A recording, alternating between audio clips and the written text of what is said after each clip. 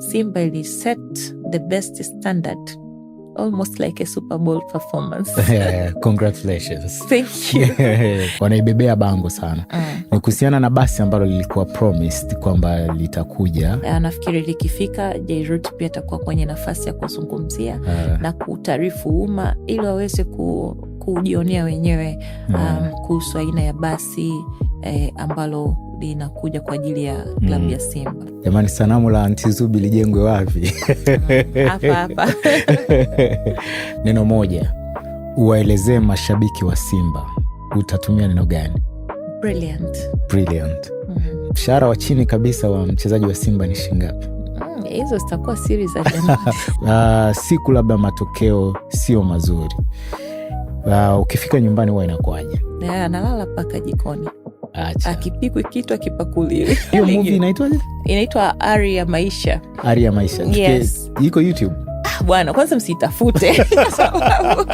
Nakumbuka kuna interview moja nilifanya. Nikasema mimi ni binti wa Kitanzania, nikakuta comment nasema awe so binti, ni mshangazi. Dazen Selection. Episodi hii ni ya kipekee. Unajua kwa sababu gani? Kwa sababu tunazungumzia football, na unafahamu football Tanzania jinsi ambavyo inagusa hisia za watu wengi.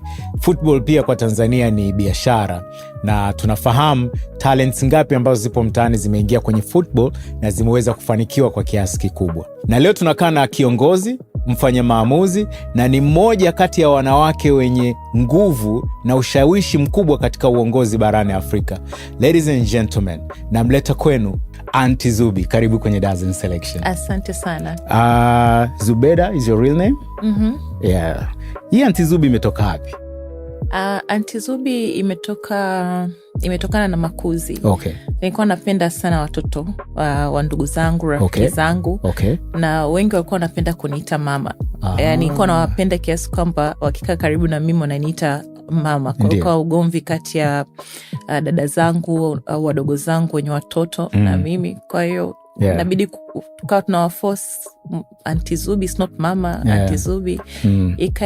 Ikaendelea na mpaka nilipokuwa katika maisha ya kawaida baadaye watu wengi wakawa wananiita hivyo Aunty Zubi, Aunty Zubi. Uko kwenye club kubwa sana Tanzania, uko kwenye level kubwa sana ya uongozi. Uliwahi kuiwaza hiyo siku moja kwenye maisha yako wakati bado hujaingia rasmi kwenye masuala ya mpira wa miguu? Kuhusu kuongoza taasisi ya mpira? Hapana. Mwanzoni kabisa wakati nakuwa, kitu pekee ambacho nilikuwa napenda ni kuwa mtangazaji. Okay. Na nakumbuka wakati nakuwa mimi na dada zangu wengi tulikuwa tunakaa kwenye TV. Yes. Au vioo actually, vioo vya nyumbani, dressing table. Mama yetu alikuwa na dressing table nzuri ambayo ilikuwa na pande mbili. Kwa tulikuwa tunakaa, tuna mmoja anatangaza habari za kimataifa, mwingine za kitaifa, mwingine za michezo. So mimi mara nyingi nilikuwa napewa za michezo. Okay. Na nilikuwa nasoma sana magazeti kipindi hicho. Kwa hiyo interest yangu kwenye mpira ilikuwa kwenye magazeti sana, lakini pia kwa sababu nimezaliwa kwenye familia ya mpira. So kuongoza taasisi kama hii kwangu mimi ilikuwa ni ndoto ambayo haikuwa katika reflection ya vile vitu ambavyo ningependa kuvifanya nikiwa mkubwa, but imetokea. Na nashukuru sana kwa walionipa nafasi. Umesema kwenye familia ya mpira kivipi? Mimi babu yangu mzaa mama, yeye anaitwa Harold Mgone, ameshafariki. Alikuwa ni mmoja ya wachezaji walikuwa wanachezea timu ya Simba. Yes, kipindi hicho inaitwa Sunderland. Yes, mwaka 1944, na watu wengi kipindi hicho walikuwa wanamuita mzee wa msalaba. Alikuwa akifunga na staili yake fulani ya kushangilia, analala uwanjani, kwa wanamuita mzee wa msalaba. Kwa hiyo yeye ndo alikuwa wa kwanza, lakini babangu mzazi pia yeye alichezea Simba mwaka 1972 mpaka 76, na ni mmoja kati ya wachezaji walioipeleka Simba sasa katika hatua ya nusu finali ya mashindano ya klabu bingwa Afrika kipindi hicho. Kwa hiyo kwa kifupi unataka kuniambia wewe Simba iko damuni way back? Yeah, through and through. Mlikuwa nyumbani, so mlilazimishwa kuipenda Simba ama ilitokea tu kwamba mapenzi yako kwenye Simba? Technically mtoto wa nyoka ni nyoka. Baba yangu mimi bahati nzuri sana zilikuwa ni baadhi ya familia ambazo ziko so attached, yani mzee kila anapoenda naenda na watoto wake. Yes. Kwa kila mahali ambapo tulikuwa tunaenda naye, mara baada ya kustaafu soka alifanya kazi kiwanda cha sukari TPC Moshi. Okay. Kwa hiyo kila alipokuwa anaenda kutizama mechi na marafiki zake alikuwa anatubeba. Kwa asilimia kubwa watu waliokuwa anazungumza nao, anaangalia nao mpira walikuwa ni wana Simba. Kwa hiyo umezaliwa mwana Simba, definitely utabaki kuwa mwana Simba. Watoto wako vipi? Mi mtoto wangu bwana, yeye anaipenda sana Simba. Na technically ni kwa sababu actually na mtoto mmoja, na yeye ana mapenzi na Simba kiasi kwamba kila ninapoenda mazoezini lazima niambie anataka kwenda Simba. Na bahati nzuri imeshamjengea utamaduni. Na mimi naandaa so project Mbappe. Is project Simba, project Chama. Okay. Kwa hiyo na yeye ninamwandaa, mara nyingi akienda huko anakutana na wachezaji wetu ambao pia wanamorient. So ana mapenzi na Simba sana. Na ni mwana Simba. Na unamuona kabisa baadaye anaweza kuwa footballer mzuri. Yani so far so good. Ni kitu gani ambacho umewahi kukutana nacho ambacho umesacrifice kwenye hii safari yako ya kuwa kiongozi Simba? Kwenye mpira? Kitu ambacho nimekutana nacho ni of course wakati mimi nateuliwa kuwa kaimu mkurugenzi by then mwaka 2024, nilikuwa ni mwanafunzi wa chuo kikuu cha Dar es Salaam. No way. Nikifanya shahada ya uzamivu, yani PhD in public administration, ambao nilianza mwaka 2021. Na tayari nilikuwa nishafanya coursework yale masomo ya darasani ambao ni ya complete. Wakati naingia ofisini, majukumu yako mengi. Kwa hiyo mpaka sasa hivi as we speak 3 years later, bado shahada yangu haijakamilika kwa sababu ya majukumu. Ninaongoza taasisi kubwa sana ambayo inanihitaji mara kwa mara. Kwa hiyo pamoja na kwamba natenga muda pembeni, nafikiri hichi ndo kitu pekee ambacho nimeweza kukisacrifice at most ili kuweza kuiongoza taasisi. Mchezo ni ilianzaje mpaka ukafika Simba? Kama nilivyoeleza, tayari mimi nimetoka katika familia ya wanamichezo na interest yangu ilikuwa kubwa sana katika Simba kama shabiki. Nakumbuka kuna wakati nasoma chuo, kuna baadhi ya mechi nilikuwa naenda na kutana na walimu wangu ambao walikuwa wananifundisha Mzumbe na wana Simba, ambao mmoja wao sasa hivi na serve naye katika bodi. Lakini tulikuwa tukipata matokeo, maisha ya chuo yanakuwa mepesi. Simba ikikosa matokeo, maisha yanakuwa magumu sana. Kwa hiyo interest yangu kama shabiki ilikuwa kubwa, lakini baadaye kidogo mwaka 2023 nilishirikiana na Imani Kajula, by then CEO, ambaye alinishirikisha ili kuandaa sera za taasisi yetu. By that time nilikuwa nimeshamaliza kazi, nimemaliza chuo. Kwa hiyo nilitumia muda mwingi kutengeneza sera na kutengeneza muundo wa kitaasisi wa klabu ya Simba. Lakini pia wakati niko mbunge tulikuwa ni moja ya waanzilishi wa tawi la Simba Mjengoni, wekundu wa Mjengoni. Kwa hiyo ndio kitu ambacho kilinivutia zaidi katika kuyakubali pia majukumu hayo yalipoletwa kwangu. Umezungumzia hapa swala la ubunge. Unajua watu wengi huwa hawafahamu kama ulishawahi kuwa mbunge. Kufanya kazi kipindi uko mbunge, na unajua pale unakuwa unawakilisha wananchi, si ndio? And then sasa hivi ni CEO uko pale Simba, lakini kuna mashabiki tupo huku nje tunaangalia. Kuna maamuzi saa nyingine ambayo mnayafanya yanatupa sisi pressure. Unaweza vipi kuhandle situation kama hizo? Ukiwa mbunge of course unakuwa mwakilisha wananchi, na inakuwa ni rahisi sana, kwa sababu pamoja na kwamba wananchi wanakuwa na matarajio yao kwa wanasiasa au wale wanaoongoza, lakini wanajua hapa kuna compromise itatokea. Yani vile vipaumbele vyetu na vipaumbele vyao vinaweza vimismatch, lakini bado wakawa wanajua kwamba bado utakuja utawala mwingine, processes zitafuata, yale matarajio yao yatatekelezwa. Kwenye mpira mathalan, tofauti yake ni kwamba unaongoza mchezo wa hisia, sana ambao kwa kiwango kikubwa shabiki kawaida anakuwa au mwanachama wako anakuwa na haki mbili ya kushangilia na kuzomea. Kwa hiyo wewe una kazi pia kubwa moja, kuhakikisha unashinda. Kwao draw ni kushindwa, lakini kuna muda draw pia inakuwa ni kushinda. Lakini pia wao wanategemea katika kila mchezo wewe upate matokeo. Kwa pressure inakuwa kubwa kwa sababu mpira wetu unaongozwa sana na hisia, na hiyo ndio moja ya sehemu ambayo inafanya maamuzi. Muda mwingine timu inapofanya vizuri, hata kama unashinda lakini hauna kikosi bora, lazima utasuccumb to ile pressure at some point ili kuhakikisha basi kweli unashinda na mpira mzuri unachezwa. Kwa hiyo itakudrive kwenye maamuzi yako au maamuzi ya kitaasisi ya kuboresha benchi la ufundi, wachezaji. Kwa hiyo tofauti ya hizi roles mbili kwenye kuwa mwakilishi wa wananchi na kuwa kiongozi wa mpira ni hisia. Big time. Wakati gani unakuwa mgumu sana? Ni wakati msimu unaisha, labda baadhi ya wachezaji mmeuza, wengine mmewanunua, ama wakati mmemfukuza kocha, ama mmetolewa kwenye mashindano ya kimataifa? Ni wakati gani unakuwa ni mgumu zaidi? Of course nyakati zote katika mpira counts, na moja ambayo inafanya kiongozi wa mpira awe kwenye constant pressure ni pale timu ambapo haifanyi vizuri. Kutofanya vizuri, translation yake au tafsiri yake katika mpira ni kufungwa na kukosa matokeo, kwa sababu ile ndio ambayo itadetermine kama utatolewa, utamtoa kocha, utasajili au utosajili.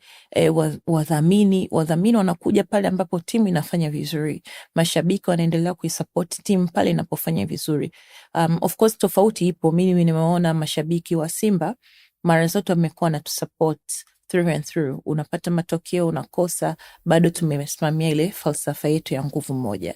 Tofauti kubwa sana ambayo unaiona ni pale ambapo mnashindwa kupata matokeo. Na ndo hapo uongozi unakuwa mgumu sana. Sasa uwezi kulala, uwezi kufanya maamuzi ya kitaasisi kawaida, kwa sababu kila mtu anategemea kwamba mkiamka kesho either you sack the coach utaondoa wachezaji, mfanye vizuri, mshinde mechi zenu, whether ni mashindano ya kitaifa ama ya kimataifa. Kuna wakati labda umeingia kwenye kikao, watu wote wamekaa na kuangalia sasa CEO atafanya maamuzi gani? Of course zinatokea mara nyingi, na hiyo ndio na tafsiri ya kubeba maono ya taasisi kubwa, kwa sababu of course sisi kwa muundo wa taasisi yetu tuna bodi ya wakurugenzi, alafu kuna management, then kuna level za chini unaenda kwenye team zetu ambazo tuna team 3. So far tuna teams yani matawi 3. Tuna timu ya wanawake, tuna senior team na team za vijana, ambazo hizi team za vijana ziko under 20, under 17, under 15. Kwa hiyo katika kila mwaka ambao ama msimu mpya, hawa watu wote wanaangalia, je, unaweza vipi kutranslate the strategic business plan ya kitaasisi au mpango mkakati wa taasisi kwenda sasa kwenye maono au utekelezaji wa kila siku. Kwa hiyo yes, hizo moments zipo nyingi sana. Ni kitu gani kina kumotivate kwenye kipindi kigumu, unapokuwa kwenye difficult times as a CEO? As a CEO? What motivates me is the vision of the club itself, na falsafa yetu ya nguvu moja. Actually, I think it's the falsafa of the club ambayo ndo inanifanya in all those moments unafikiria nguvu moja, Simba nguvu moja. Na hii imetoka kwenye vizazi vilivyopita mpaka vya kwetu sisi. Unakaa unatafakari nyakati ambazo timu ilikuwa inashinda, hata kama upo kwenye kiongozi, wewe ni shabiki, ulikuwa unapokea ule ushindi lakini nyuma kulikuwa kuna viongozi ambao walikuwa wanafanya kazi tirelessly behind the scene, hatuwaoni, lakini sisi tunaenjoy matunda, umeona. Kwa hiyo kwenye nyakati kama hizo mara nyingi huwa na mimi najikumbusha sasa kwamba okay, I have to keep going, kwa sababu good days or better days are coming, na hizo efforts pamoja na kwamba ni za mtu mmoja mmoja, individuals, zote zikija zikiwekwa, wanasema haba na haba hujaza kibaba. Kwa naamini kwamba hata kama ijatokea sasa, siku moja itatokea. Kwa hiyo ndo kitu pekee ambacho kinani motivate for stuff. Kuna maamuzi yote magumu ambayo umewahi kuyafanya as a CEO unayokumbuka, yalikuwa ni yapi? Of course kwenye dirisha dogo la usajili mwaka huu, mwezi December, January, wakati tunaendelea sisi, kocha alopita Fadlu ambayo tulianza naye msimu aliondoka, na kuondoka kwake ulituacha kidogo kwenye katikati, tuka kwenye mashindano, ndo kwanza tumeanza mashindano ya kimataifa, na pili tulikuwa katika ligi kuu ndo imeanza. Kwa hiyo hatukupata matokeo tuliotarajia na tukapata kocha mwingine, so pressure ilikuja kuachana kwanza na of course Fadlu yeye tayari tulikuwa tumesha sitisha mkataba, mutual agreed, lakini baadaye tukaajiri kocha mwingine Pantev ambaye pia tulikuwa na expectations, bahati mbaya kulikuwa na hakukuwa na mwendelezo wa kimkataba. Kwa hiyo yalikuwa ni maamuzi magumu, lakini magumu zaidi ni wakati sasa wa dirisha dogo la usajili. Unajua umekaa na wachezaji ambao wamekupeleka mpaka fainali ya kombe la shirikisho, na kwa kiwango kikubwa. Kuna MVP alitoka wa ligi kuu, alitokea katika kikosi hicho, lakini vile vile ulikuwa na wafungaji ambao walikuwa bora na wanaleta matokeo kwa klabu. However, kutokana na ile performance ya timu, pale ndipo ambacho unatakiwa kuchagua, je, ninaendelea na kikosi hiki ama atuendelee na kikosi hiki? So wakati sisi tunafanya overhaul ya kikosi chetu, timu nyingi zilikuwa zinacheka, watu wanatukibei, kwa sababu yani katika normal circumstances, how do you get rid ya nusu ya kikosi kizima?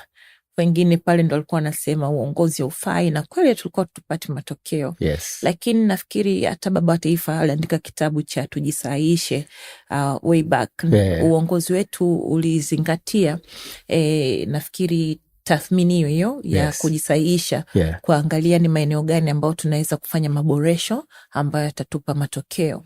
Na kama ambavyo tumeona, tunaelekea mwisho wa msimu huu, maboresho yale tuliwafanya dirisha dogo ndio maboresho ambayo yameweza kukisaidia na kuimarisha performance ya timu yetu katika ligi kuu, lakini vile vile katika mashindano ya kombe la mapinduzi muungano, na ambapo mwaka huu kwa mara nyingine tena tumeweza kuwa mabingwa kombe la muungano.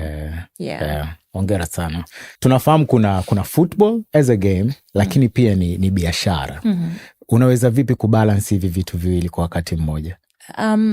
Football as a sports itself, ni mchezo soisha, haujali sikukuu.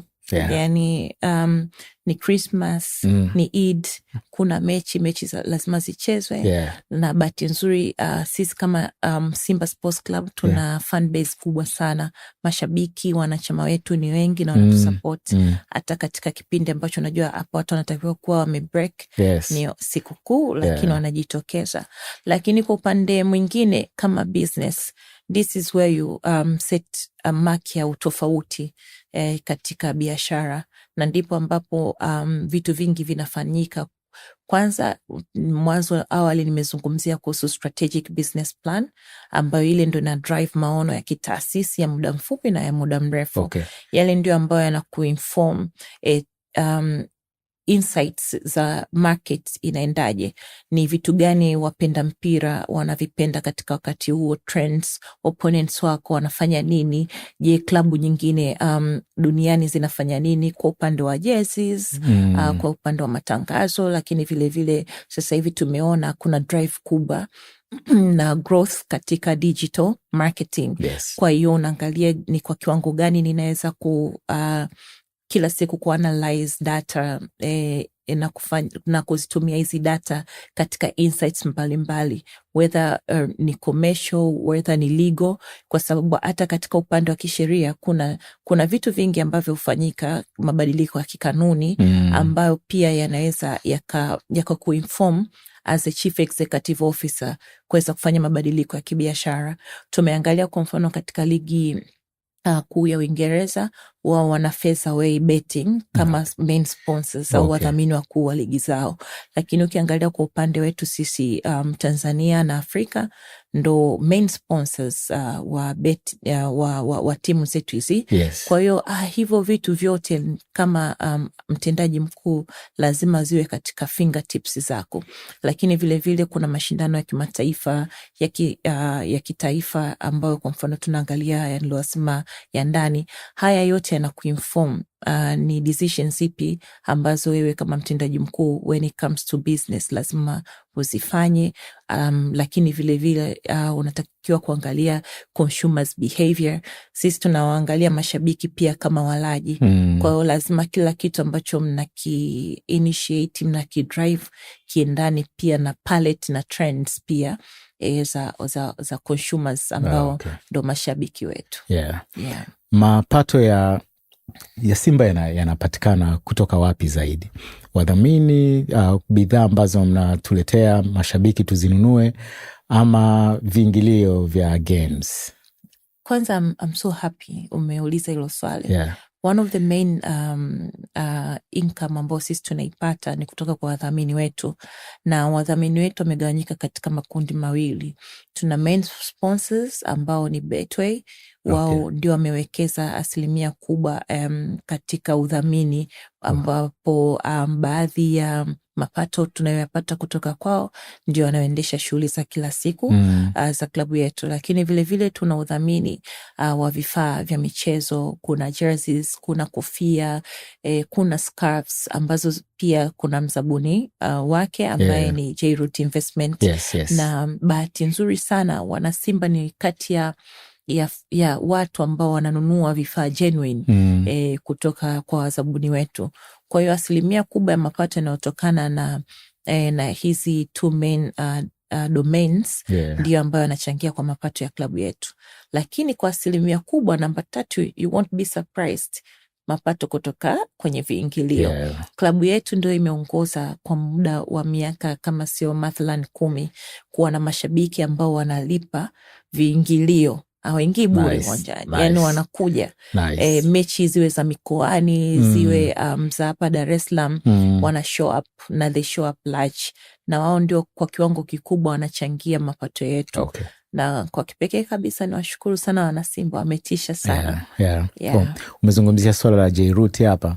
Kuna stori nyingi ambazo zipo kwenye mitandao ya kijamii na tunaona pia wapinzani wa jadi wa Simba, Yanga wanaibebea bango sana. Ni kuhusiana na basi ambalo lilikuwa promised kwamba litakuja la wachezaji wa Simba ambalo linaletwa na kampuni ya J-Root. Imefikia wapi so far? Kwanza mimi kama mtendaji mkuu, kazi yangu kubwa sana, kazi yangu kuu ni kuhakikisha kwamba makubaliano ya kimkataba yanafanyiwa kazi. Na naamini kwamba mzabuni wetu anaendelea kuyafanyia kazi. Kuhusu lini, liko wapi, aina gani, nafikiri likifika J-Root pia atakuwa kwenye nafasi ya kuzungumzia na kutaarifu umma ili waweze kujionea wenyewe kuhusu aina ya basi ambalo linakuja kwa ajili ya klabu ya Simba. So far leadership kwenye football imekufundisha nini? Largely imenifundisha kuwa na ngozi ngumu. Na of course nishakuwa mwanasiasa. Kwa hiyo ngozi ngumu ipo muda mwingi. Kwa sababu ni mchezo wa hisia kama tulivyosema awali. Wakishindwa matusi yanakuwa ni mengi. Kifanya kitu tofauti na matarajio ya wengi, mitazamo kinzani na kuwepo. Kwa hiyo unatakiwa kuwa tuna ngozi ngumu muda wote.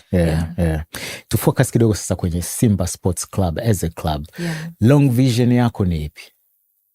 As a CEO. As a CEO. As a CEO is to see this club attain its goal.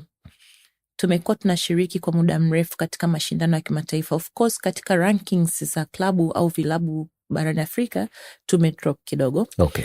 Tumekuwa nafasi ya 10 kutoka nafasi ya 5, ya 4 kwa bora. Kwa hiyo sisi kama klabu vision yetu ni kuwa leading sports club in Africa, na hiyo taswira inaonekana kutokana na maono ya viongozi, lakini vile vile management. Kama mtendaji mkuu ni kuhakikisha tunafikia azma hiyo. Tunaifikiaje? Tunaifikia kwa kuandaa mikakati ambayo inatufanya sisi to maintain consistency katika mashindano ya kimataifa, lakini vile vile kuweza kushinda mataji ya ndani ikiwemo taji la ligi kuu.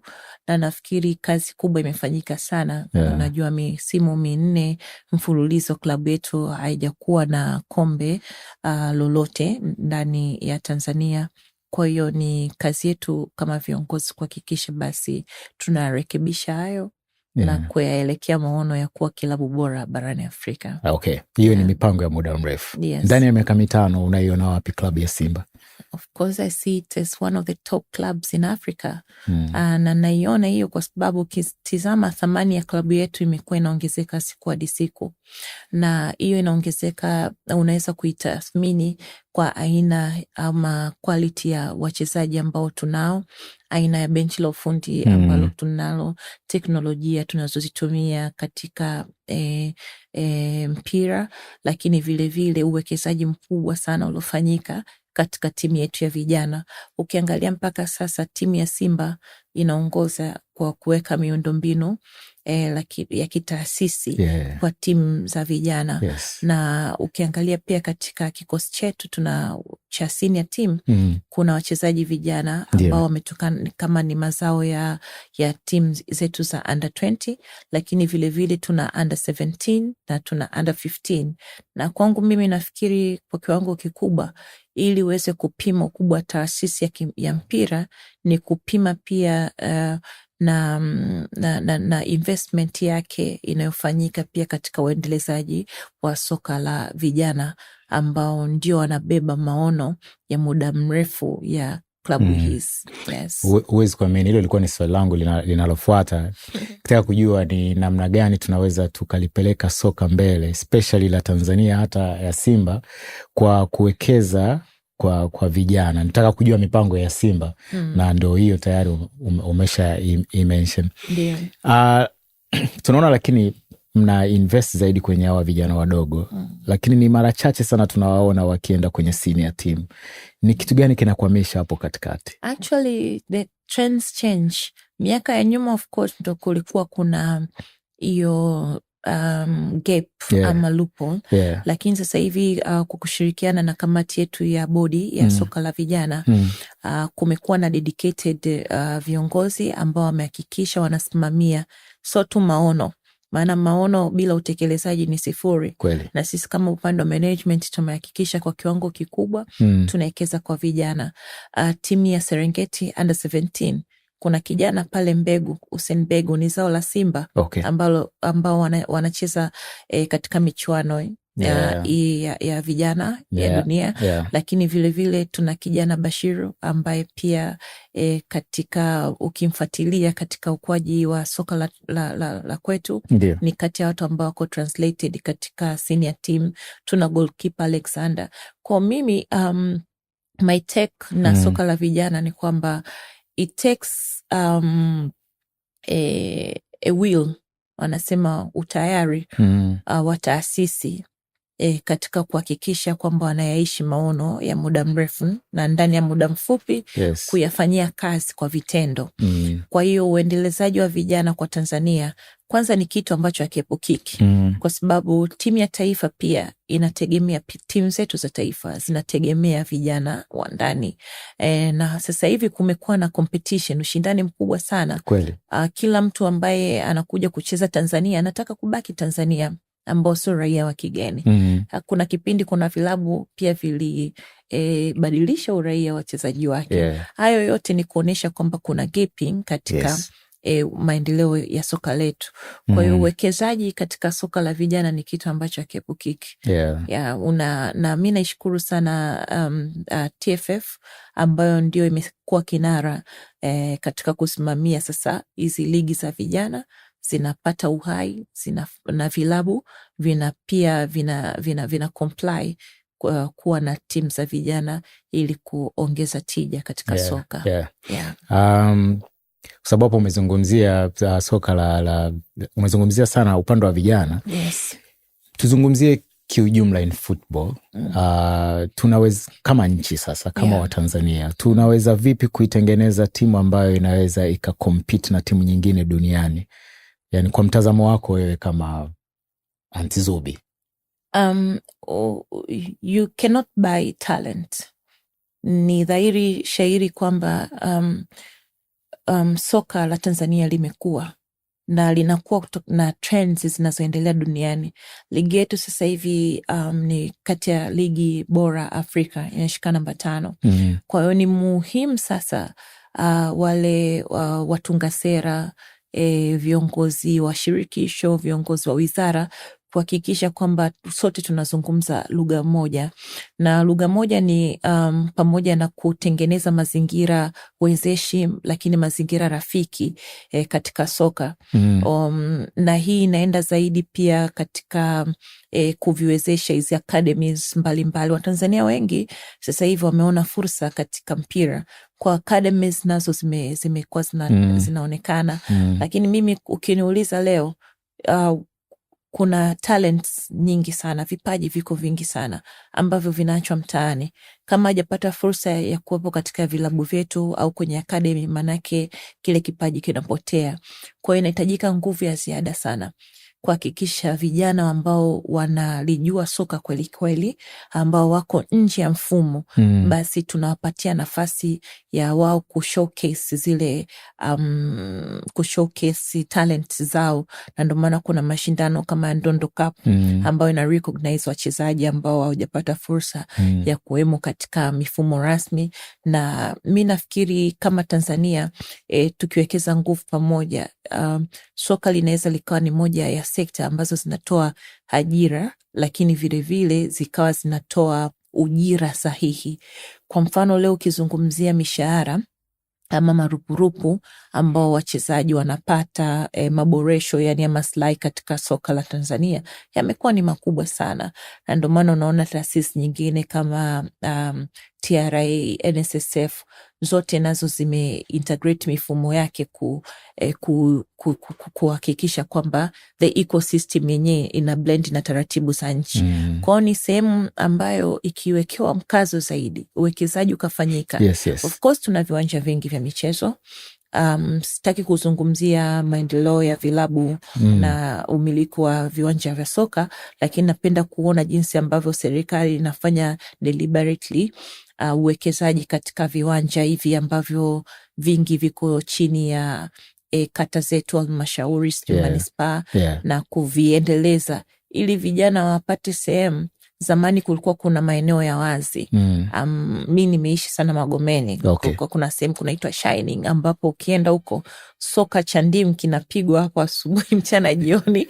Ukirudi ndo unakutana na mama tena kakaa mlangoni na mwiko. Lakini sasa yale maeneo sasa hivi ukiangalia maeneo ya wazi mengi yamefanywa maendeleo ya vitu vingine. Na ilikuwa ni maeneo ya wazi ambayo vijana walikuwa wanacheza soka, wengine watacheza netball na wengine watakimbia riadha. Kwao ni lazima pia katika kuishi hizo ndoto za kukuza soka la vijana kuendane pia na nia ya dhati ya kuendeleza miundombinu ya soka letu.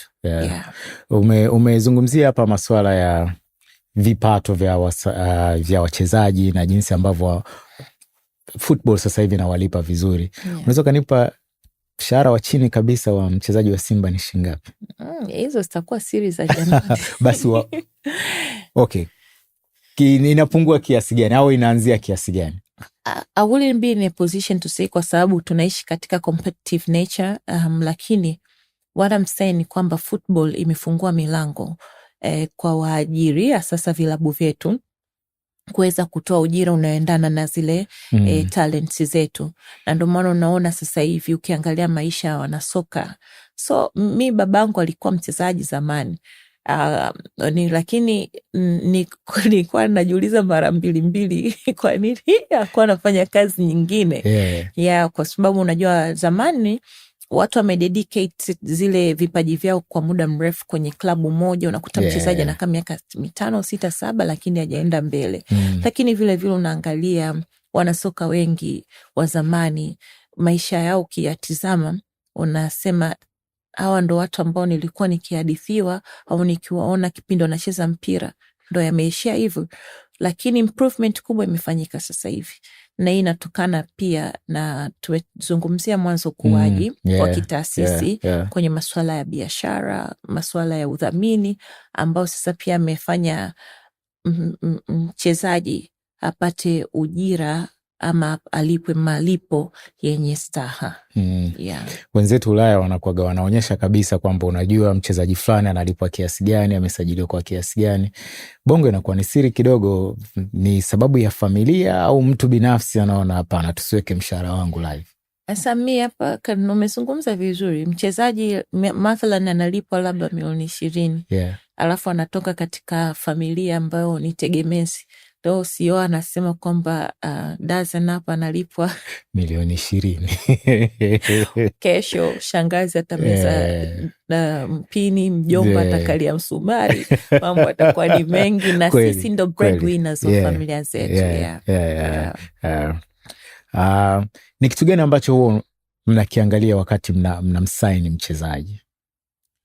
Vitu vingi, lakini cha kwanza ni talent, lakini la pili ni ya kwanza ni talent eventually hiyo ipo duniani, lakini ni mchezaji ambaye anaendana na playing style yetu, ambaye anaifahamu falsafa yetu ya uchezaji wetu, na ndivyo inakuwa rahisi pia hata kwa mwalimu ama kocha mkuu kuweza kublend. Na hiyo mara nyingi inasaidia sana katika mipango ya kiufundi, na ndio ambayo inabeba nafikiri maono ya kamati ya usajili, kwamba huyu mchezaji tukimleta je ataweza kublend na sisi. Kwa hiyo kamati ya usajili inamwangalia mchezaji ndio anakuja kupresent kwenye uongozi ndio mnafanya decision. Yani it's a 360, you know.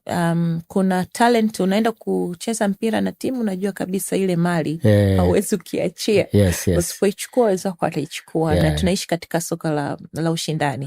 So kuna vyanzo vingi vya scouting ya wachezaji wetu. Of course tuna watu ambao wamebobea katika eneo hilo la scouting, na ambao wanafanya kazi kwa karibu na kamati yetu usajili, lakini vile vile kuna kamati za ufundi za mashindano, ambazo zote zinakuwa mara nyingi zina keep track ya wachezaji ambao tunawapata, na ndio kwa kiwango kikubwa wanatusaidia kufanya informed decisions au maamuzi sahihi wakati wa usajili. Kuna namna yoyote ambayo social media inaleta ugumu kwenye masuala ya uongozi, especially kutoka kwa fans? No really. Labda kwa sababu nina falsafa tofauti. Nimezungumzia kuhusu kuwa na ngozi ngumu. Najua social media ni tool ya kila siku ya maisha yetu. Actually mimi mara nyingine hata kabla sijafungua simu kwanza nishajiwekea utaratibu ya kuongea na Mungu, kwa sababu maisha yanavyoenda sasa hivi, millennials, Gen Z, Gen Alpha, yani cha kwanza kabla ya yote hata kuangalia kama unaweza ukashuka kitandani unakimbilia kwenye Instagram na eventually pia usipotizama mitandao ya kijamii unaweza kukuta duniani mambo yamebadilika mengi, kwamba leo mtakii kwenda mjini kuna mafuriko, you understand. Lakini sasa ukiwa kiongozi lazima ujue tu kwamba mitandao ya kijamii anybody has access to it. Mtu akiwa nyumbani ameboreka na hasira, mwingine anataka tu kumake fun. Unajua makuzi yanatofautiana. Kwa hiyo ukishatambua hivyo vitu, ni lazima kama kiongozi itakufanya ujue kabisa kwamba kuna nyakati natakiwa kujibu, kuna nyakati sitakiwi kujibu. Kuna muda unatakiwa unaweza ukapost kitu mtu akakwambia Aunty Zubi kila siku unajibu mastaibu shusha like or comment. Kwa kuna muda unatakiwa kuendana na uhalisia wa maisha yetu. Ni kama ambavyo natoka nyumbani kwangu labda nikiwa napita njiani, je, nasalimianaje na watu. Kwa hiyo social media nayo inakupa drive kiongozi ya kujua una communicate na vipi. Lakini the most important thing nimejifunza ni kutozipuuza hisia za watu. Kweli. Kama kiongozi, kwa sababu wale ndio ambao wanatufanya sisi tupate neema ya kuwa vinara wa mitandao ya kijamii, na information is power. Wanategemea taarifa kutoka kwetu. Kwa hiyo kama kiongozi, whether uwe ni wa mpira, wa kisiasa, wanatakiwa kufahamu kwamba taarifa ni haki ya wale tunawaongoza au tunawasimamia kuzipata. Ni namna gani ya kuwapa hizo taarifa kwa wakati gani, hiyo ndio inatofautiana na ni taarifa zipi. Kwa kuna nyakati watu wanakuwa na kiu ya kujua namna klabu inavyoendeshwa, namna wachezaji wanavyosimamiwa. Kwa hiyo unaweza ukaingia kwenye mtandao na kukutana na taarifa tofauti. Na sasa hivi kuna mitandao hizi kuna blogs, kuna waandishi wa kujitegemea wengi ambao nao pia wanatafuta information. Kwa hiyo ni kazi yako kama kiongozi pia kuzichuja hizo taarifa. Of course kuna nyingine ambazo zitakucompel useme huyu hajaandika kitu sahihi, najibu, lakini sio kila kitu kinajibiwa. Kuna taarifa nyingine zinahitaji taarifa sahihi. Ndipo ambapo unaona kuna taarifa kwa umma. Kama klabu zinakuja unazitoa kuelezea mustakabali wa kitaasisi, lakini vile vile sometimes unaweza ukafanya mahojiano na vyombo vya habari ili kuweza kutoa zile sintofahamu. Kwa hiyo kwangu mimi when it comes to social media na the pressure behind it, nachukulia kama moja ya sehemu muhimu ya ukuaji wa taasisi, lakini pia ya ukuaji kama kiongozi wa taasisi kubwa sana ambayo ina influence kubwa. Tuache kidogo CEO, tumfahamu Aunty Zubi kidogo naye turudi. Unajua zamani bwana, nyumbani pale Arusha, bi mkubwa ni shabiki sana wa Simba, umwambii kitu. Umeona? Alafu marehemu mzee wangu alikuwa ni shabiki wa Yanga. Kwa hiyo siku Simba ikishinda mama anafurahi sana. Ikifungwa especially na Yanga, mzee anakuwaga anamtania sana bi mkubwa. Sasa bi mkubwa anakasirika, anamwambia leo sipiki humu ndani. Unajua kwa hiyo sasa ni utani ambao ulikuwa unaendelea pale nyumbani. Kwako wewe sasa, siku labda matokeo sio mazuri, ukifika nyumbani huwa inakuaje? Kwanza hakuna anayeniongelesha.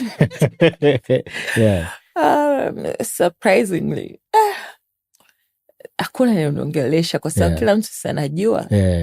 Bahati nzuri hata mtoto wangu naye, kwa sababu kuna baadhi ya mechi wanaenda naye.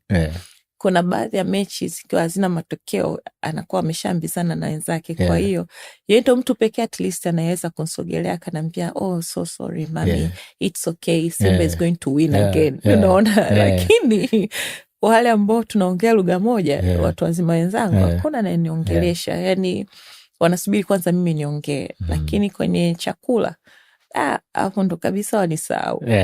Analala paka jikoni. Akipikwi kitu akipakuliwi. Kwa sababu unajua, nawaza mimi mwenyewe kama shabiki, yani timu yako ikiwa imefungwa, kuna namna ambayo unakuwa unajisikia. Sasa wewe kama kiongozi inakuwa ni ngumu kiasi gani? Kwa disia wana zamani nilikuwa nikienda kwenye mechi na sasa za uwanja wa Taifa pale, si shabiki. Tena nyingi nilikuwa naenda nikiwa pia mbunge, nikiwa yani napenda sana kukaa viti vya orange au vya chungwa vile. Sasa timu isipopata matokeo, tulikuwa tunageukia wote viongozi kule juu, mnawaangalia, vipi bwana, nasajili lini, amfai na nini, watu wanapiga makelele, na unaona pale unabaki naye kwenye suspense. Kama shabiki unatoka njia nzima unakuwa na maswali, unalaani, unafanya nini hawa viongozi hao. Sasa hivi meza imepinduka. Unaona? Ndo unaanza kuelewa of course, na unatakiwa kufahamu kama ninavyosema siku zote, mpira ni mashabiki, lakini mpira ni matokeo. Matokeo ndio ambayo yanafanya mashabiki wa kufanya wewe uwe comfortable pale unapoongoza, lakini vile vile matokeo ndio yanakufanya sasa, kwa sababu ukifungwa sana si una change strategies. Yes. Matokeo ni kitu cha muhimu sana, na kama kiongozi huwa inasikitisha sana tunapokosa matokeo. Na matokeo yana reflection mbili: utimamu wa kikosi, uwezo wa benchi la ufundi, matayarisho na kila kitu. Kwa hiyo sasa ukisipopata matokeo kama kiongozi, lazima akili yako iscan, ijiulize hapa where did it go wrong, ili uhakikishe sasa kwenye michezo inayofuata basi mmejidhatiti. Lakini vile vile zamani nilikuwa naheshimu sana watu, kwa sababu nimekulia sana Magomeni, soko la Magomeni. Nilikuwa ninaenda pale nafanya vishopping vyangu, hakuna hata mtu mwenye stress na mimi, yani naingia zangu sokoni kwa uza samaki, miogo, nazi na pewa. Sasa nimekuja kugundua kumbe wale wote wale ni Simba. Sasa siku timu haijapata matokeo, hata ukae wiki 2 mwezi hujapita, sasa siku kitokea tu, alafu nyie ile mechi mlinzingua. Yani hadi wale watu ambao wewe siku zote uko unajua waongei, hawa ni wapole, lakini wanakupa zile cold shoulders ambazo kama kiongozi sasa kirudi nyumbani unakuna nazi, unakatakata mboga, unasema doa, kweli hapa inabidi tufanye jambo ili mashabiki wetu wafurahi. Kuna tukio lolote liwe kutokea kama likawa limetishia usalama wako kutoka kwa shabiki? Maana mpira ni mchezo wa hisia. Not really, lakini nakumbuka mimi nimefanya na mdogo wangu, of course Umi anaitwa, na kwenye kila mechi wanaenda naye. Nafikiri kwenye mechi tulicheza na Azam, tulikosa matokeo. Bahati mbaya sana yeye aliwahi kushuka. Wakati anawahi kushuka yeye, waandishi wa habari walimzonga wakijua ni wewe. So urefu wetu, yani kila kitu, wajihi Waswahili wanasema pasa, kila kitu tuna shahabiana sana. So wakaenda wakamzonga pale. By the time mi naingia kwenye gari, yani wananiona mimi natoka kwenye ngazi naingia kwenye gari, na wakawa wametokea wengi sana, wakaanza kulipiga ile gari. Of course mdogo wangu alikuwa wa mwisho kuingia kwenye gari. Kwa hiyo sasa by the time washabiki wanafika pale wamezonga gari na nini, wakawa wamempa bad experience. Of course mimi nishazoea na nimeona. Kwa hiyo ni vitu ambavyo of course havitishi usalama in such, kwa sababu kwenye kila match kuna kuwepo na vyombo vya usalama, lakini vinakupa tafakari zaidi ya mwenendo na vitu ambavyo vinatakiwa vizingatiwe katika kila mechi. So kutokana na hizi pressure za mashabiki, wewe ni mwanamke, ni kiongozi, uko pale juu, kuna kipindi ulishawahi kufikiria kujiuzulu? Yani kwamba this is it. Unajiuzulu wapi? Kwa sababu unajua kipimo cha uongozi hakiko katika mafanikio peke yake, kipo katika zile nyakati ambazo unajua kabisa hapa stoboi au hatutoboi, lakini lazima tutoboi. Na bahati nzuri taasisi yetu sisi iko well blended. Kuna kipindi msemaji wetu wa klabu anatoka kwenda kuuza mechi katika nyakati ambazo unajua kabisa hapa hatupati mashabiki, na sisi ndo wa kwanza kusema kwamba mechi zetu mashabiki wetu hawaingii bure. Sasa nyakati kama hizo ndizo ambazo zinakupa wewe kipimo cha utimilifu wako na utimamu wako na utayari wako wa kuiongoza taasisi yenye influence kubwa, yenye mchango katika soka. Na ni nyakati hizo ambazo ndizo zinakufanya kwanza hayo mawazo yaweza taka cross your mind. Yaweza cross your mind rather than hizo challenges zinakuambia tu kwamba tutatoboa kwenye nyakati hizi, tutatoboa. Na mimi mpira umenifundisha kwamba uongozi ni dhamana kubwa sana, hasa ukiwa unaongoza taasisi kubwa kama Simba Sports Club, na nyakati ambazo hazikupi au haziwape mashabiki matarajio yanayostahili, sizo nyakati za kufanya maamuzi personally magumu. Okay. Yeah. Okay. Kwa sababu ukiyafanya hayo maamuzi magumu, ukijuzulu katika nyakati ambazo timu inahitaji uongozi, then it doesn't hold the stake. Nahisi msimu huu especially hii nusu ya mwisho ya msimu umekuwa ni wakati wa furaha sana kwa Simba Sports Club. Ni timu ambayo imekuwa inapata matokeo na inafanya vitu vingi ambavyo vinashangaza. Of course na mashabiki wanafurahia. Furaha inapokuwa kwa Simba, I'm sure ina transform hadi nyumbani. Si ndio? Unapokuwa na furaha sana, ni vitu gani ambavyo wewe unapenda kuvifanya? Mimi, to be honest, huwa stoki. Zaidi ya kwenye mpira, mazoezi, maisha yangu yana revolve sana nyumbani. Kama sijasoma, kama siandiki, ama kuandika vitu ambavyo ni personal, mara nyingi napenda sana kupika. Kupita maelezo. Actually, at some point, wakati nafikiri miaka 3-4 nyuma, nilikuwa nafikiri hadi kuwa na mgahawa. Na nilisha invest fedha zangu nyingi katika masuala hayo.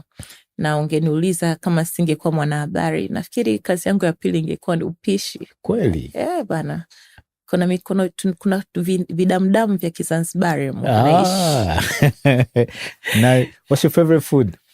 Mi bwana, ugali mlenda na samaki wa kukaanga. Na hiyo ndo ukitaka yani kunipata bure. Kwenye kunipata ni as in drive my attention. Ugali mlenda na samaki. Ndoto yako ya kufungua mgawa itaisha kwa sababu Simba inakukeep busy, ama still iko siku unatamani ufungue mgawa wako? Ipo, inaishi. Bahati nzuri mimi, mamangu ni mpenzi sana wa vyakula na bibi yangu alikuwa mpenzi wa vyakula, amenifundisha sana. Shaikula chapati za kurasa, unazijua? Chapati za kurasa. Nakulaga chapati ila sijui kama zina kurasa. Kuna chapati za kurasa. Watu wa mjini wanajua chapati ya kurasa, ni chapati na chambuka. Hivyo hizo ndo kazi zangu. Kwa hiyo ndoto ipo, of course. Ndoto ipo, hata kama sitofanya mimi, naamini kwamba siku moja nitakuwa tuna mgawa ambao utaweza kubeba yale maono kama ambavyo amebebwa ya kitaasisi, lakini pia kwa upande wangu wa kuhakikisha Watanzania. Mimi ni mpenzi sana wa vyakula vya asili. Napenda sana miogo ya nazi, mseto na mchuzi wa papa. So napenda nione Watanzania wanapata ile test ya vyakula halisi vya Kitanzania. Una respond vipi kwa watu ambao wanawa underestimate wanawake, especially kwenye uongozi wao? Mimi mtazamo wangu na fikra zangu upo katika competence. Yani kuna watu hawapendi kuona mwanamke anaongoza soka. Hapendi, yani mtu unaona kabisa na muirritate. Lakini when it comes to competence, una uhakika huyu mtu anafahamu kwamba uwezo upo. Ni ile tukukiri kwamba anajua, inakuwa ni ngumu. So neno moja kwao ni zama zinabadilika, of course. Na sisi tunaongoza taasisi ambazo ni za maisha ya kila siku.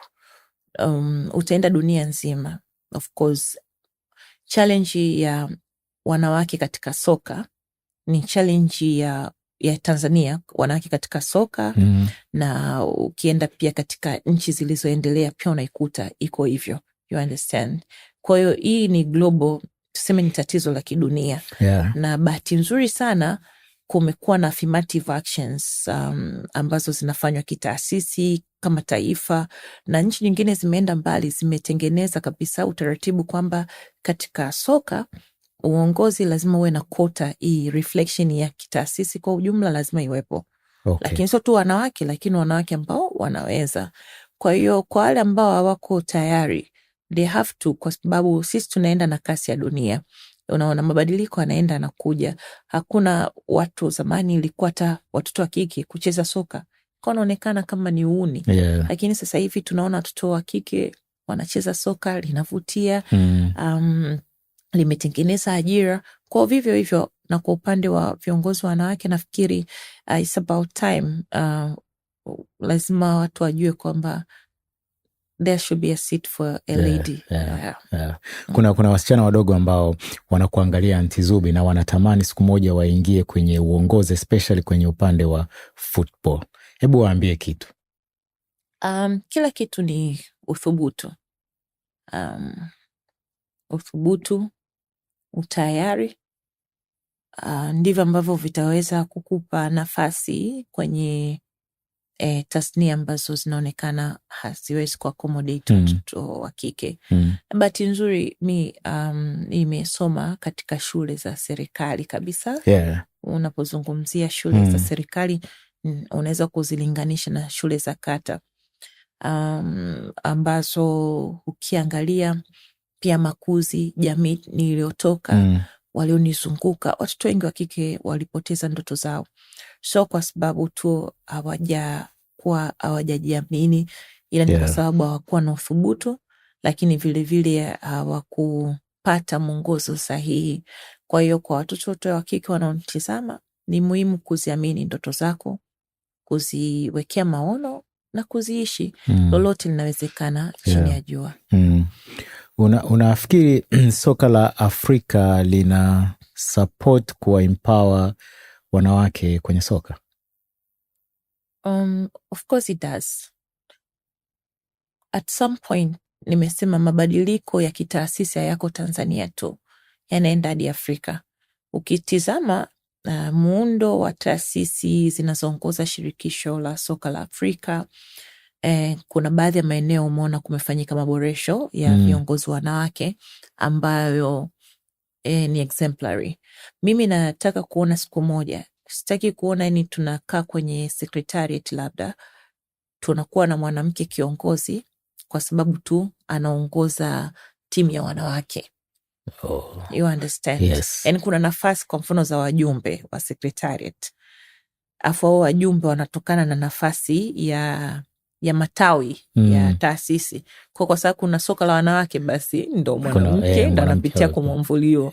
Nataka zitokee kwa mfano nafasi labda 6 au 7 za kugombea za viongozi, lakini ndani yake kuwe na wagombea wanawake ambao wanaweza na ambao pia watapata nafasi na fursa ya kuchaguliwa kama viongozi wanaume.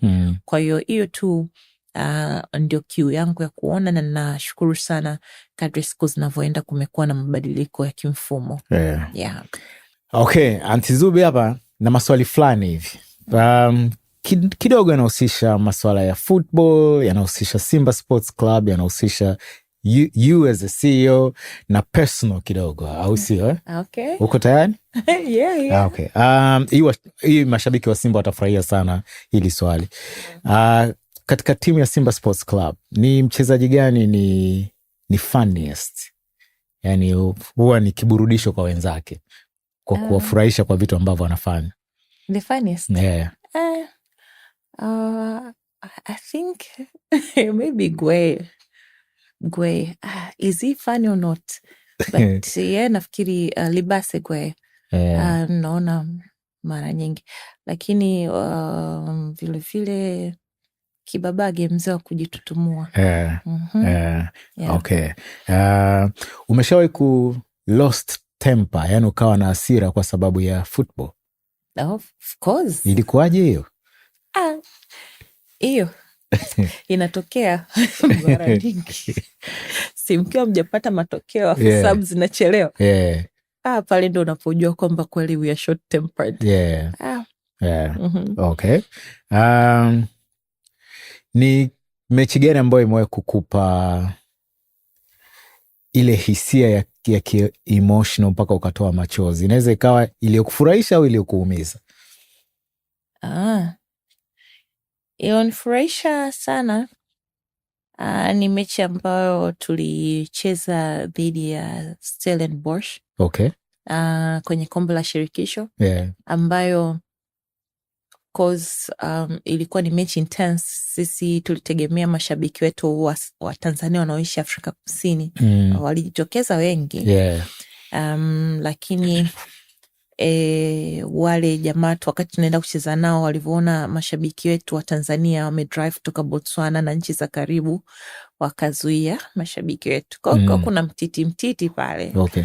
Na wao walikuja wengi. Sasa kadri mechi ilivyokuwa inavyoenda bwana, tukafungwa goli. Yeah. Na hiyo ndio ilikuwa kuqualify kwenda finals. Yes.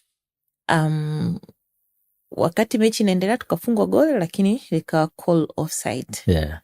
Ilivyokuwa call offside, mpaka mechi ile kwanza inaisha na tuko mbali na tuna Watanzania ambao tumewavuta kutoka nchi zinazokaribiana na Afrika Kusini. Nafikiri ile ndo mechi pekee ambayo ilinitoa machozi. Na that time unajua tuko tunashinda back to back matches. Yes. You know. Yeah. Kila mechi ambayo tunacheza kwenye kombe la shirikisho tulikuwa tunashinda. Kwa hiyo that was match ambayo ilinifanya nione tunakaribia ubingwa. Yeah. Mechi ambayo ilikuwa ngumu kwangu kwenye msimu huu uliopita au hata msimu wowote kwenye karia yako? Of course, mechi iliyokuwa ngumu ni mechi tulopoteza dhidi ya Azam. Hakuna mechi iliniuma kama mechi ile, na naamini kati ya siku ambazo nilikuwa na nyakati ngumu ilikuwa ni mechi ile, kwa sababu ni mechi ambayo sisi tulikuwa tunacheza nyumbani, uwanja wa Taifa. Kwa hiyo kuja kupoteza mechi katika kipindi cha pili ambapo tayari tulikuwa tunamizania sawa, nafikiri ni mechi ambayo mpaka kesho wanaiwaza, kwa sababu labda tungepata matokeo sasa hivi tungekuwa tuko katika makaribio ya ubingwa wa msimu. Yeah. Unaongea kwa emotion sana. Yaani unakumbuka mpaka nataka hadi kutoa chozi nilolitoa. Unasikiliza muziki? Sana. Ni msanii gani unamsikiliza? Wa Tanzania? Yeah. Wa Tanzania Mbosso aise. Yeah. Mbosso kani? Hatari. Kwa hiyo siku ile alivyoperform kwenye Simba Day? Ungeona nilivyokuwa pale naimba power. Na hatari sana. Yeah. I think kwanza na respect kwa Mbosso. Ni mmoja kati ya vijana ambao hawajapata recognition inayotakikana. Kwa hiyo wakati ametoa wimbo wa power, nafikiri ndio ilikuwa nyakati pekee ya yeye ku showcase why he deserves it. Na ni mmoja wa wasanii wachache wa Tanzania ambao of course yeye na Alikiba ndo anatai kwangu. Mbosso na Alikiba. Yeah. Yaani Alikiba of course ni kwa sababu toka nakuwa millennial sisi. Nani hajasikiliza nyimbo za Cinderella, you know. Kwa ni nyimbo ambazo zimetukuza tumekuwa nazo za Alikiba, lakini on a special recognition Mbosso. Why? Because ni msanii ambaye anajituma sana, anaipenda kazi yake, anasikiliza. Mimi nishafanya naye kazi personally.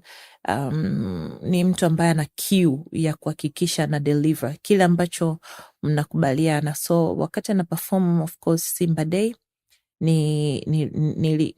nilikuwa ni mmoja ya watu waliobahatika kuona one of the best and top performances kutoka kwa msanii wa ndani, tena akiwa anaimba live. Yes. Yeah. Simba Day inakusanya watu wengi sana. Ndiyo. Sana.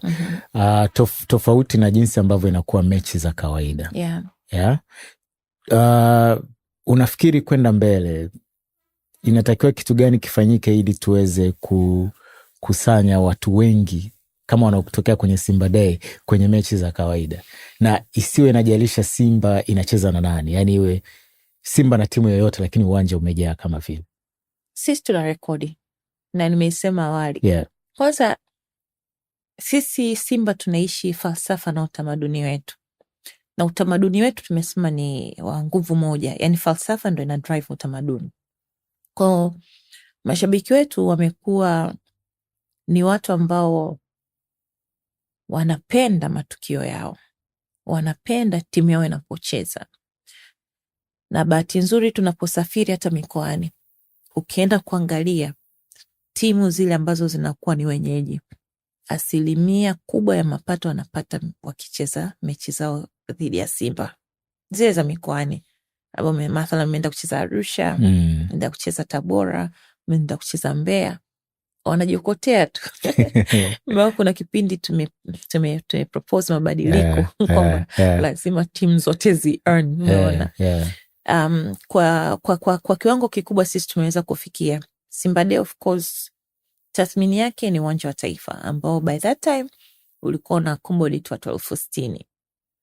Maboresho yamefanyika sasa hivi, ambapo nafikiri utaweza kuhost kati ya watu 60,000 mpaka 80,000. Okay. Kwa hiyo sisi ndo club pekee ambayo imeweza kuweka rekodi ya kuita watu wakaitika na wakalipa viingilio. Na ukiangalia mashindano ya kimataifa, ile trend pia iko unmatched. Yani katika kila mechi mashabiki wanaongezeka. Hata kwenye mechi, kuna mechi unajua kabisa hapa leo nalala nimejimwamba file ina timu yangu, labda tumelala na watu 10,000, lakini siku ya mechi yenyewe unaweza kukuta almost mmefikia watu 45 out of nowhere. Kwa hiyo kwangu mimi hiyo ni moja ya vitu ambavyo naamini Simba inatakiwa kujivunia, na naamini kwamba siku moja itatokea Simba itavunja hizo rekodi, sio tu kwenye mechi hizi za kimataifa, bali pia hata michezo ya ndani. Na hata sasa hivi tunacheza katika viwanja vingine, mahudhurio kwa kweli ni mazuri sana. Sana.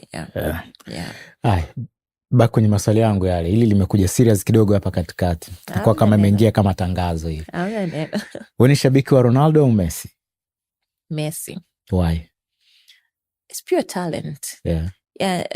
Tofauti ya wawili hao ni kwamba mmoja ana talent na mwingine of course ana talent lakini anajituma zaidi. Ronaldo. Kwa Messi it's natural. Na mimi ndo naamini hata yani hiyo ndo kigezo kikubwa sana katika mpira. Unahitaji kuwa na kipaji cha asili ambacho hata mwalimu kikifanyia kazi basi anaweka tu udambwe fulani ambavyo nguvu kubwa haitumiki.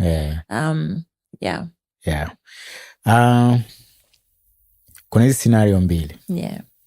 Ushinde CAF Champions League au sio, au ushinde ligi ya Tanzania bara unbeaten, utachagua ipi?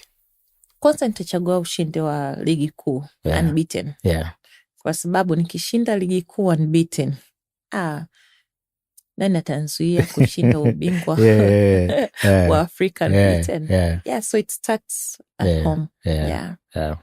Kocha yupo unafikiri ni mzuri kwa wachezaji, ambaye yuko very strict, ambaye anataka vitu vyake viende vimenyooka, au kocha ambaye anajenga urafiki pia na wachezaji? Hybrid. Mpira ni sasa na uongozi wa kawaida lazima, kwa sababu kumbuka una coach ama unasimamia vijana kutoka katika different backgrounds.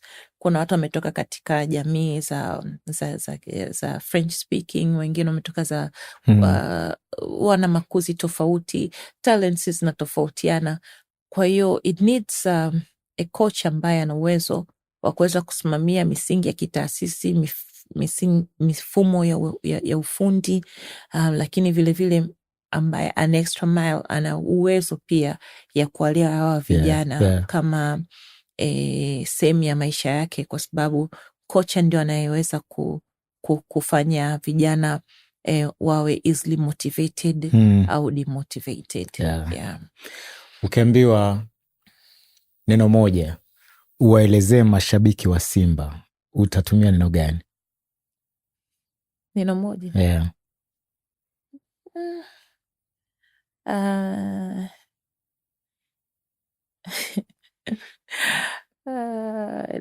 La lugha yoyote? La lugha yoyote. Brilliant. Brilliant. Nice. Ni mchezaji gani unafikiri ni most underrated hapa Tanzania? Kwa professional? Yeah, professional, yeah. Kwa hilo la kimtego sana. The most underrated player, yes, ukiniuliza mimi on the stakes by that time was Kibabage, ambaye tumemsaini katika dirisha dogo. Alitoka katika timu nyingine, na wakati tunamsaini tunamsajili, ni mmoja kati ya wachezaji ambao walipata backlash, na hata sisi viongozi tulizipata. Na yote hayo ni kwa sababu najua mpira ni mchezo ndio wa vipaji, lakini watu lazima waone uwezo wako. True. Beyond. Kaa benchi sio kitu kizuri kwa wachezaji. Kwa wakati tunamsaini, yalikuwa ametoka timu nyingine, na bahati mbaya pia kule alikuwa hapati nafasi ya kutosha. Kwa hiyo kuja kwenye klabu kama ya Simba na kuweza kukuta vitu vya kiufundi ambavyo vimemtranslate yeye mchezaji kutoka kuwa underrated or just a normal player kuja kuwa one of wachezaji wa kutumainiwa. Nafikiri huu ni wakati wake wa yeye kuweza kupata hizo accolades anazozideserve, na naamini yeye ni mmoja kati ya underrated players, lakini ana uwezo mkubwa sana. Kwenye football kuna siasa gani ambazo huwa zinaendelea, yani za kimichezo ambazo hakuna mtu yoyote yuko tayari kuzizungumzia? Hiyo sentence yako ya mwisho ndio imekamilisha mazungumzo ambayo wewe huwezi pia kuzungumzia. Of course, unajua bwana, mimi labda kwa sababu nimefanya sana masomo ya kisiasa, kwa hiyo siasa iko kila mahali, umeona, na siasa ya mpira ni ya kitofauti sana, na of course ina mazingira tofauti sana, tofauti na unavyozungumzia siasa ya nchi ile yenyewe, political system tu unajua hizi ziko identified, lakini kwenye mpira it's ecology au mazingira yake ni tofauti. Na I mean, wanasema ukitaka kujua uondoa ngomba sharti ungeenda ucheze. Kwa hiyo I will reserve my comments on that. Kuna nguvu za giza zinashirikishwa sana kwenye mchezo wa football, especially hapa nchini. Umewahi kwenda kwa mganga? Mimi maisha yangu sijawahi kwenda kwa mganga, na wala siwezi kutoboa. Kwenye uongozi wako kuna watu wao wanakuja na stories wa kwamba sisi bana, mkitupa kiasi kadhaa hapa hii mechi mnashinda. Ndo maisha wa Tanzania. Kwa hiyo zinakuja nyingi hizo. Kila siku. Sasa tunamwambia tu mtu poa, wewe ongea naye, malizana naye. Kuna kipindi ambacho tunaona pia wachezaji labda wanakuwa na wasiwasi kuingia kwenye vyumba vya kubadilishia nguo, labda kwa sababu kuna vitu vimefanyika mle ndani. Imewahi kutokea wakati wa uongozi wako, na ni maamuzi gani ulichukua? Of course, sisi bahati nzuri kwenye mpira kuna taratibu zake. Iwapo kuna mazingira ambayo kupi comfort au haipi timu yako, of course ni wajibu. Of course kuna taratibu, kuna kamishna au kamisa wa mchezo husika ambaye anatakiwa kuangalia mazingira, kufanya ukaguzi na kila kitu. Kuna taratibu ambazo zimewekwa, na mara nyingi unapokuta mazingira kama hayo, kwanza sio ambaye anafanya maamuzi tu, technical bench ambao ndio wanajua hali ya wachezaji na kila kitu. Sisi kama upande wa management, kazi yetu sasa ni kuyafanyia kazi hayo. Na tunaona kwamba of course kiangalia kwenye ligi kuu kumekuwa na hivyo vitendo, na klabu zimeendelea kushutumiana.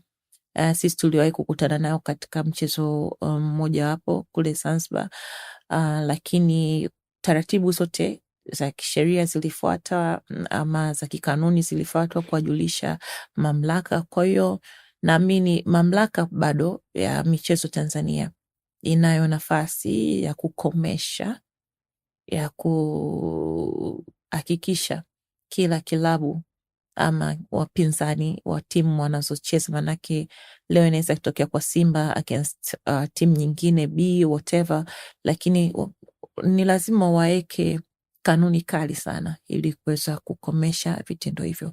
Kwa mwisho wa siku ni afya za wachezaji na watumiaji wa hivyo vyumba ambazo ndio zinakuwa hatarini. Kwa ni lazima mamlaka ingilie kati na kuhakikisha hayo mambo hayawi normalized kwenye mpira wetu. Adhabu ya fine peke yake huwa inatosha au unadhani, kwa sababu kuna watu walikuwa wana propose sasa hivi timu ziwe zina cut off points, labda inaweza ikapunguza hayo mambo? Nafikiri hayo ni mabadiliko ya kikanuni ambayo both clubs kwenye ligi yanapendekeza, na bahati nzuri tuko katika kipindi ambacho ligi inapokea mapendekezo kwa ajili ya maboresho ya kanuni. So I'm very certain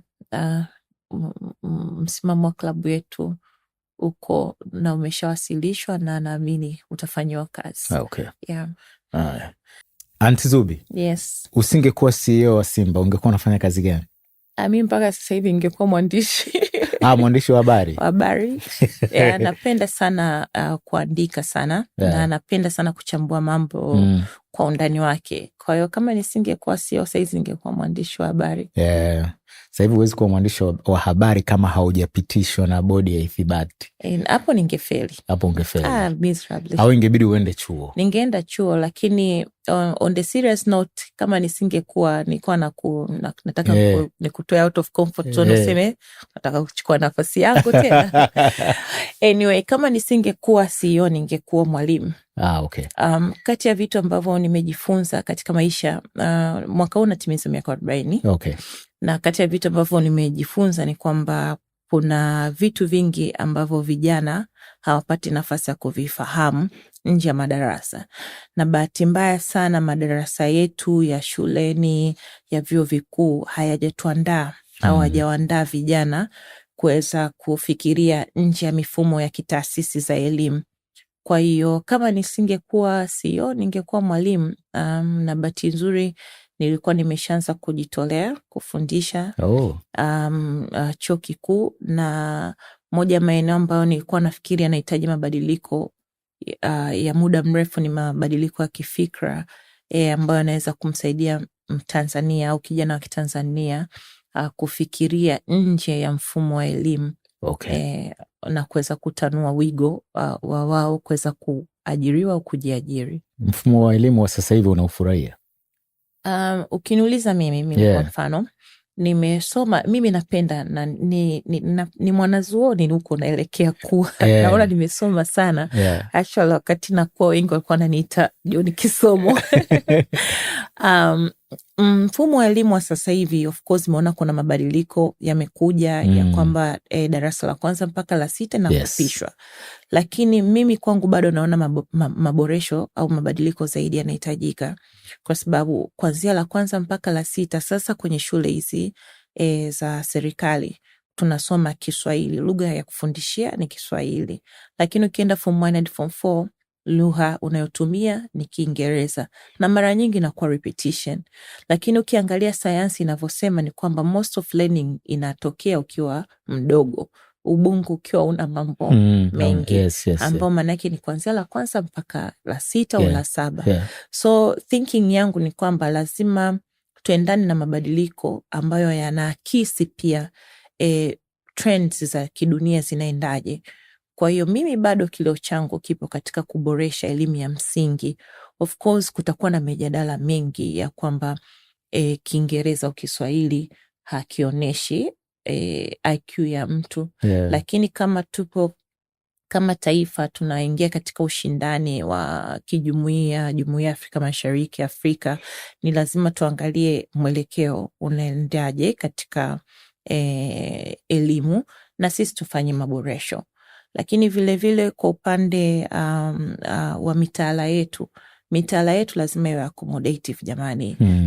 Isiwe mitaala ya kumfanya mwanafunzi stretch sana, but rather iende kwenye real life problems ama vile vitu ambavyo tunakutana nazo kila siku. Na bahati mbaya millennials na Gen Z tumekuwa wazazi ambao tuna options za kuwapeleka watoto zetu. Kuna wanapelekwa Cambridge na nini. Sasa ukitizamo watoto wanaosoma katika mitaala mingine na mitaala ya kitaasisi ya kwetu ni vitu viwili tofauti. Mi napenda kuna mahali tufike kuwa kuna mizania.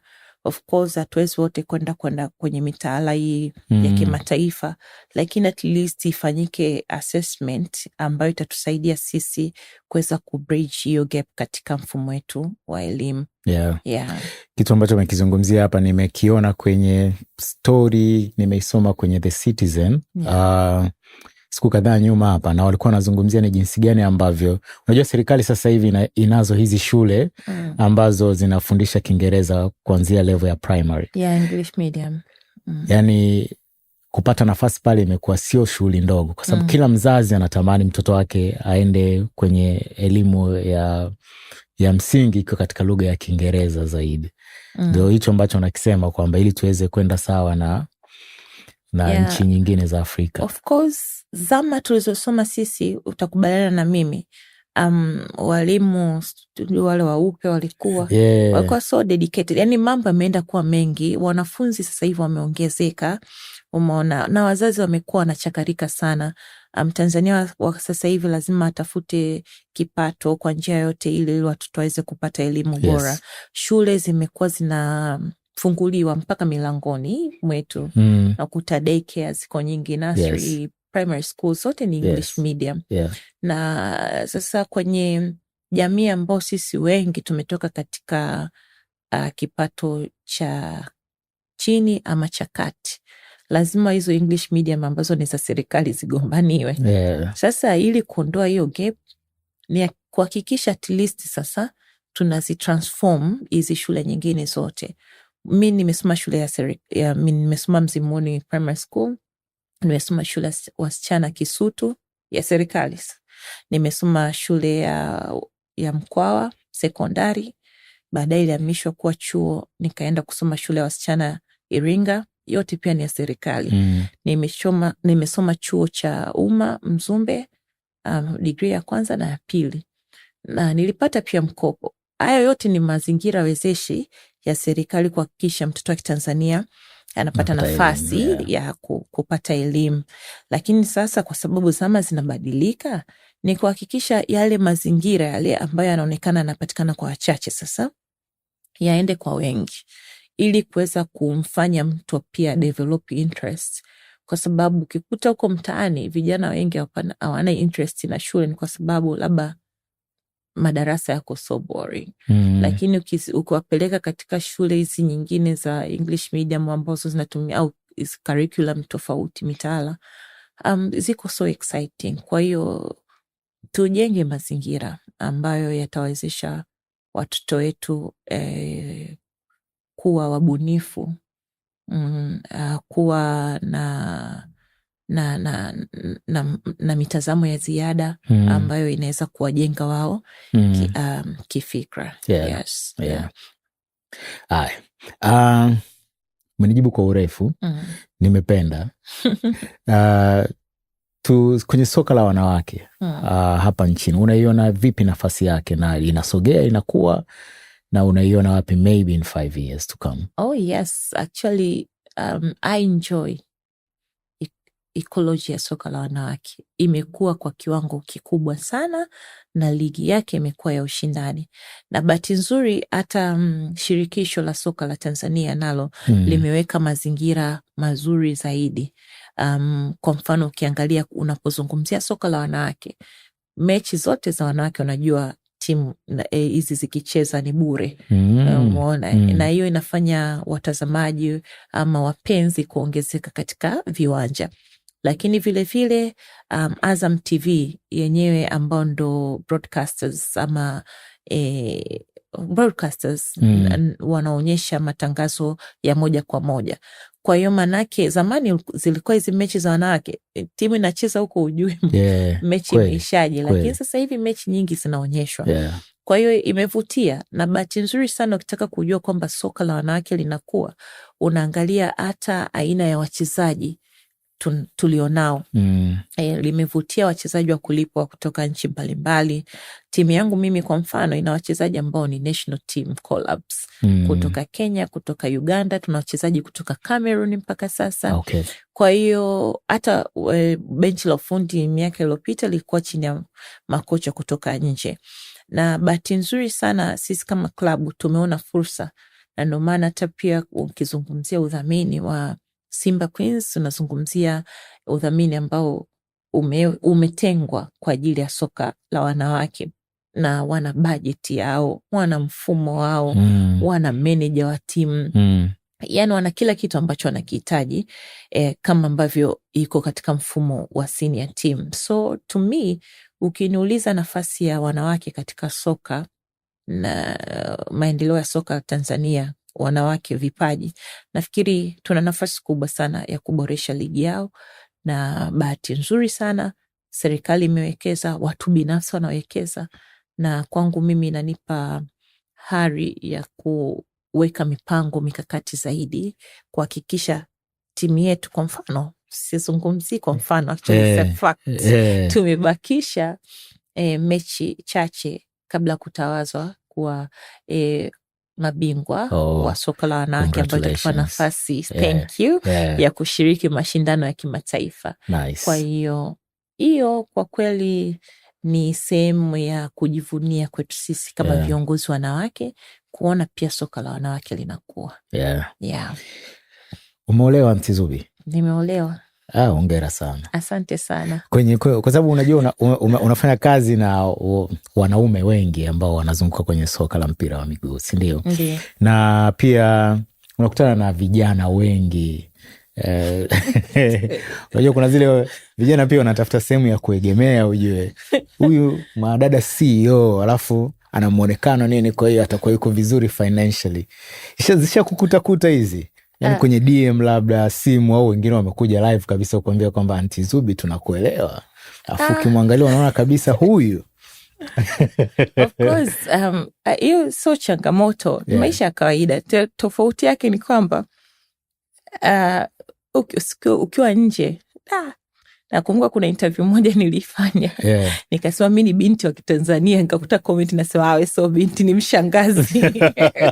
Sasa lakini unaangalia, of course ni reflection ya uhalisia wa maisha yetu ya kila siku. Ukiwa nje ya mfumo, watu hawakutizami kwa jicho lile wanalokutizama, lakini ukiwa kwenye nafasi, attention inakuwa kubwa sana. Of course napokea DMs nyingi kwa watu unaowajua, usiowafahamu, na kile ambacho kinakufanya uwe tofauti ni ile mipaka, unaelewa? Kwa sababu mwisho wa siku kila mtu ana bahati yake, wengine wanajaribu bahati zao. So kuwa kiongozi mwanadada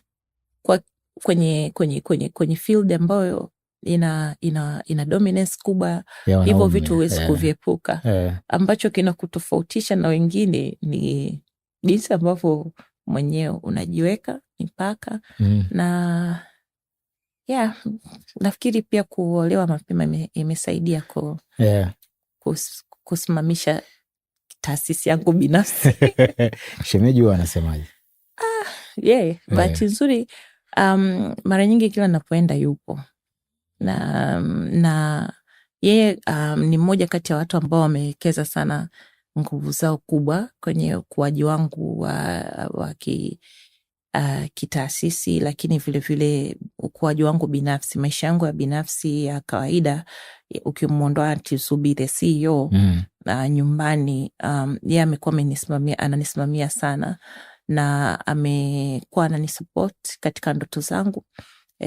Wakati ninafanya kazi kama mwanasiasa, wakati niko chuo, nilirudi chuoni, amesimamia ndoto zangu, na ni mtu ambaye mara nyingi huwa ananikumbusha na msimu wake mmoja sana, wanasema unajua mimi nakutizama sana.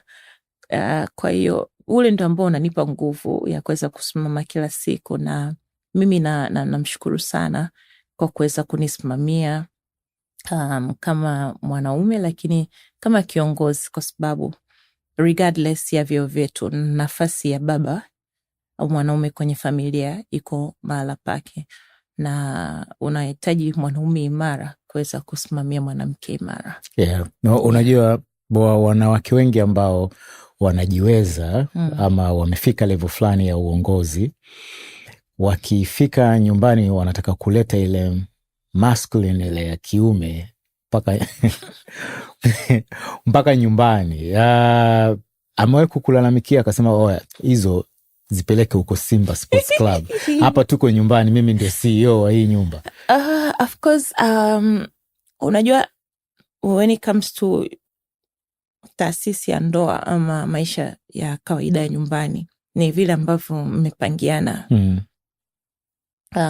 Maana watu wanatazama tu wanawake ambao wana nafasi na nafasi ya wanaume zao katika maisha, lakini pia huwa watizami nafasi ya mwanamke akiwa sio mbeba maono wa familia. Maona, lakini kwa kiwango kikubwa wanawake wote ambao ni wasomi ama ambao ni viongozi wakirudi nyumbani, tukirudi nyumbani, makoti yetu ya uongozi huwa yanabaki yanapotakiwa kubaki. Nyumbani ni maisha ya kawaida kwa sababu sisi naturally ni caretakers, yani tutahakikisha hata kama nipo kwenye majukumu lazima nihakikishe nyumbani kuko salama, watoto wamekula, kila kitu kipo katika hali ya usafi, kuna chakula. Kwa hata zile siku ambazo narudi nyumbani, baba anafahamu kabisa kwamba nyumbani kuna mama, na wewe kama mama unafahamu kabisa nyumbani kuna baba. Yeye atakuwa kiongozi na sio kwa sababu tu ni mwanaume, hapana. Hiyo yani mimi maybe because labda kama kwa sababu nasoma sana vitabu vya dini, lakini naamini kabisa nafasi ya mwanamke iko kibiblia imeandikwa na nafasi ya mwanaume imeandikwa, yeye ndo kichwa cha familia. Kwa hiyo mimi si dispute hicho hata kidogo. Kulalamika hajawahi kulalamika, na yeye ndo amekuwa kiongozi straightforward. Yani from my go amekuwa kiongozi, na Biblia inasema tuwafuate, tuache familia zetu na kuwafuata popote wanapoenda, lakini naona ndo amekuwa kwanza kunifuata mimi kila napoenda. So I appreciate him a lot. Ni vitu gani ambavyo ulishavipitia kwenye maisha wakati unakuwa, ukiviangalia katika zile harakati zako za kujitafuta unabakia kucheka tu? Umenikumbusha mbali sana. Ujue mwana na single kabisa, inaitwa Ninampenda Masai. Unampenda nani? Oh God. Unampenda Masai? Ninampenda Masai. Yani hii nikisema najua kuna watu watakuja watacheka sana. Well, the fun story is wakati mimi nakuwa ni mtoto ambaye napenda sana vitu. Kwa hiyo nilitoka Uswazi Magomeni, nilisoma shule ya msingi Mzimuni, nikaenda kusoma Kisutu. Nikakutana na mtoto wa Kishua, Sarah Kaisa, ambaye ni mwanamuziki anaitwa Sha. Nimefika Kisutu pale nilikuwa na zeze nyingi sana. Yani unajua kuunganisha lugha, unakuta watoto wamesoma shule nzuri, wazazi wao wamewapa good foundation, of course na wangu alinipa. Lakini Sarah and I tulikuwa na urafiki uliopitiliza kiasi kwamba tulikuwa so watukutu rather, lakini tulikuwa tumedefy odds. Shule yetu ilikuwa nashiriki kwenye mashindano mbalimbali ya uchoraji, debates ambazo mimi na Sara tulikuwa tunatoroka sana. Tunaweza tukajikuta tuko Wazania huko, shule yetu haifahamu Kisutu, lakini tunaitwa pale tuna debate. Wakina Waziri Kindamba ni watu ambao influential, Wasiwasi Mwabulambo, enzi hizo wanaongea bila mic kwenye debates, kina Angela Damas Miss Tanzania. Kwa tulikuwa tunajikuta kwenye mazingira ambayo alikuwa anatufanya tuamini sisi ndo the creative generation. Kwa hiyo mwaka 2003 wakati tumemaliza kidato cha 4 Kisutu, kulikuwa kuna mashindano ya Coca-Cola, Pop Idol, Popstar. Popstar, yalikuwa nafanyika pale Sign Cinema Mwenge. Sign Club. Sasa Sign Club Mikocheni ni Mwenge pale Sign Cinema.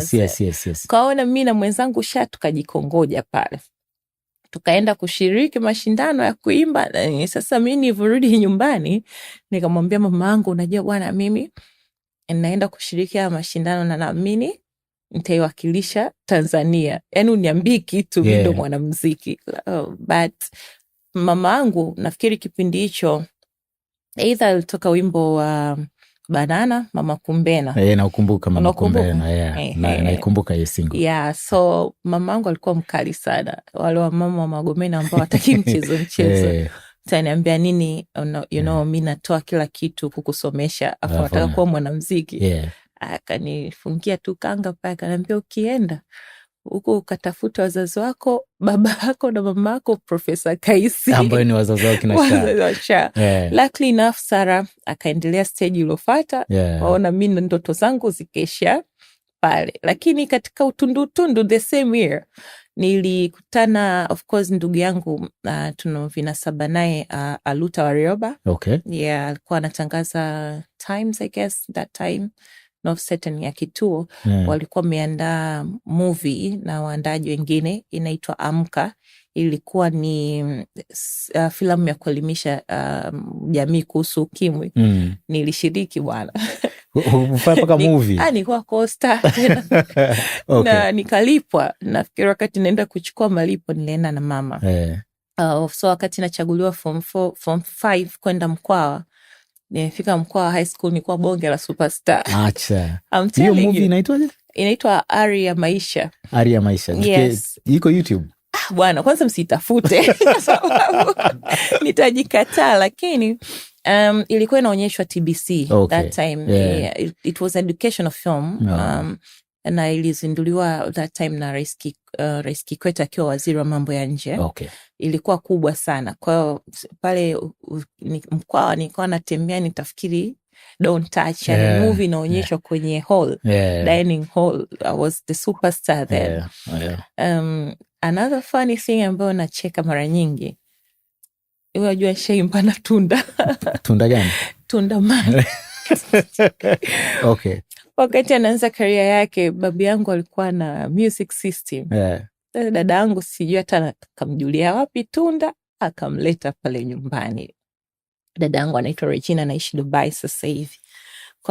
Kwa sababu anajua napenda kuimba, akamleta Tunda Man pale. Tukawa tunaimba, yani Tunda kiimba Tunda mani, mimi naitikia tu Tunda. This is really funny. Lakini I don't know, labda alienda kuimba na mtu mwingine. Labda haifai. Lakini ni moments ambazo mara nyingi huwa zinanikumbusha makuzi yangu. Niambia ulishiriki hadi umiss. Kwani uongo? Of course, enzi hizo nilikuwa nakata sana nywele. Na nilikuwa na mwiga mwanamitindo that time, Miriam Odemba. Na yeye ndo alikuwa inspiration kwa watoto wengi wa kike na masuala ya mitindo. Nilikuwa na height inayotakikana, mrefu, rangi angavu, sijui ya chocolate, sijui inaitwa. So nilishiriki Miss Universe, nikaa kwenye top 10 I think, or 20 something like that, top 10. Sasa nafikiri waandaaji walinitafuta sana, manake nivorudi kama kawaida Mama Kumbena ambaye ndo bi mkubwa wako sasa. Ku break the news kwamba unajua ninaenda kushiriki Miss. Wewe una matatizo gani wewe? Familia yetu haijawahi kushiriki Miss wala kuwa waimbaji. Kwa hiyo ni sehemu ya makuzi ambayo naamini watoto wengi wa Kitanzania tunapitia. Unajua unakuwa na ndoto nyingi, mwisho wa siku unapata right guidance ili kukufanya ufanye unachokipenda zaidi. Kwa hiyo na sio mbaya. Sio mbaya. Do you regret kwani? I don't regret, ila kilichonifanya sasa niache wala ni hiyo single yangu. Nimempenda Masai. Iko YouTube? Nani alifanya production? Actually kulikuwa kuna mzee anaitwa Twanga, tulikuwa tunamuita mtaani. Yeye alikuwa na vifaa vyake pale, akataka ngoma iende. Sasa familia yangu sikio akaona mtoto nimekuwa kama Masai mbogo, right? Nataka kuwa mwanamuziki. Wakaniambia sasa, sikiliza, today is your last chance, you want to record the single. Familia nzima ikaitwa pale, wakaambiwa wakae, dada zangu wamekaa, mimi nikaambiwa ni perform. Sasa nataka kuwa mwanamuziki. Nikasimama, yani ile nafungua tu nimempenda familia nzima ikacheka, performance ikaishia hapo hapo, na ndoto ikaishia hapo, ikafa. And now here I am, a bookworm, wakanifanya niwe John Kisomo. Na Sarah hakutaka labda baadaye alivyoendelea kwenye mashindano akafika mbali, hakukuendelea kukuconvince urudi kwenye music? Of course, unajua one thing about Sarah watu wajui, mnajua Sarah na akili sana. And by the way, mimi 90% ya makuzi yangu yalikuwa shaped wakati nasoma form 1 hadi form 4. Na mmoja ya watu ambao wamenisaidia 100% to be who I am today, na huwa siogopi kusema kokote, ni Sarah. She transformed me. Na ndio maana mwanzo tulizungumzia masuala ya elimu na curricula na nini. Sarah alinisaidia sana kwa sababu wazazi wake walikuwa wamesoma sana. Baba yake alikuwa ni profesa na daktari bingwa magonjwa wanawake Muhimbili. Mama yake alikuwa ni msajili wa vizazi na vifo. Vyeti vyetu sisi millennials wengi vimesainiwa na mama yake, Mama Octavia Kaisi na Christabella Octavia Kaisi. Na pale ndipo ambapo alikuwa na share music records zilizokuwa zikitumwa na dada zake na kaka yake kutoka nje. Hizi Westlife, hizi nyimbo nimeimba sana, hizi Backstreet Boys, whatever album, yani unajua mwanzo mpaka mwisho. Can believe that I'm a fool again, yani hizo vitu on the fingertips. Na wakati tunamaliza shule, yeye alipata division 2, mimi 3. Wakati tunaenda kwenye hayo mashindano 2 and 3, kunitafuta kuendeleza kitu ambacho nilitakiwa kukifanya, no, kunitafuta kuzungumzia kuhusu maisha. Tumezungumza sana na bahati nzuri mpaka sasa tunawasiliana. Na mara nyingi watoto wetu pia wameonana na huwa tunakumbuka sana ndoto zetu za zamani sana. Nice. Sikutarajia honestly kwamba ulishawahi kufanya mziki, umeshawahi kushiriki UMIS. Ndio maana una confidence sana mbele za watu. Hivi vitu bwana so tu kwamba vinakupa confidence. Yani kwanza unajua B12, nataka uelewe kwamba maisha ya watoto wa Kitanzania ni yamejawa na ndoto nyingi sana. It's just the right tapping environment ambayo inaweza kutufanya sisi kuweza kuachieve hizo ndoto zetu. Ndio maana mimi falsafa yangu ipo katika kuishi kesho yangu, haijalishi jana yangu ilikuwaje. Kwa hiyo I think mimi mwenyewe sometimes huwa nacheka sana nikikumbuka njia nilizopita za usichana. I always wonder ningekuwa nani. But here you are, CEO of Simba Sports Club. Indeed. Thank you. Jamani, sanamu la Aunty Zubi lijengwe wapi? Hapa. Wakati yanapofanyika matamasha kama Simba Day, kuna namna ambavyo unashiriki kuchagua msanii wa kushiriki kwenye tukio lenyewe, na hiyo influence ya kumleta msanii kwenye Simba Day huwa inatoka kwa nani? Mashabiki ama viongozi tu pale kwenye club?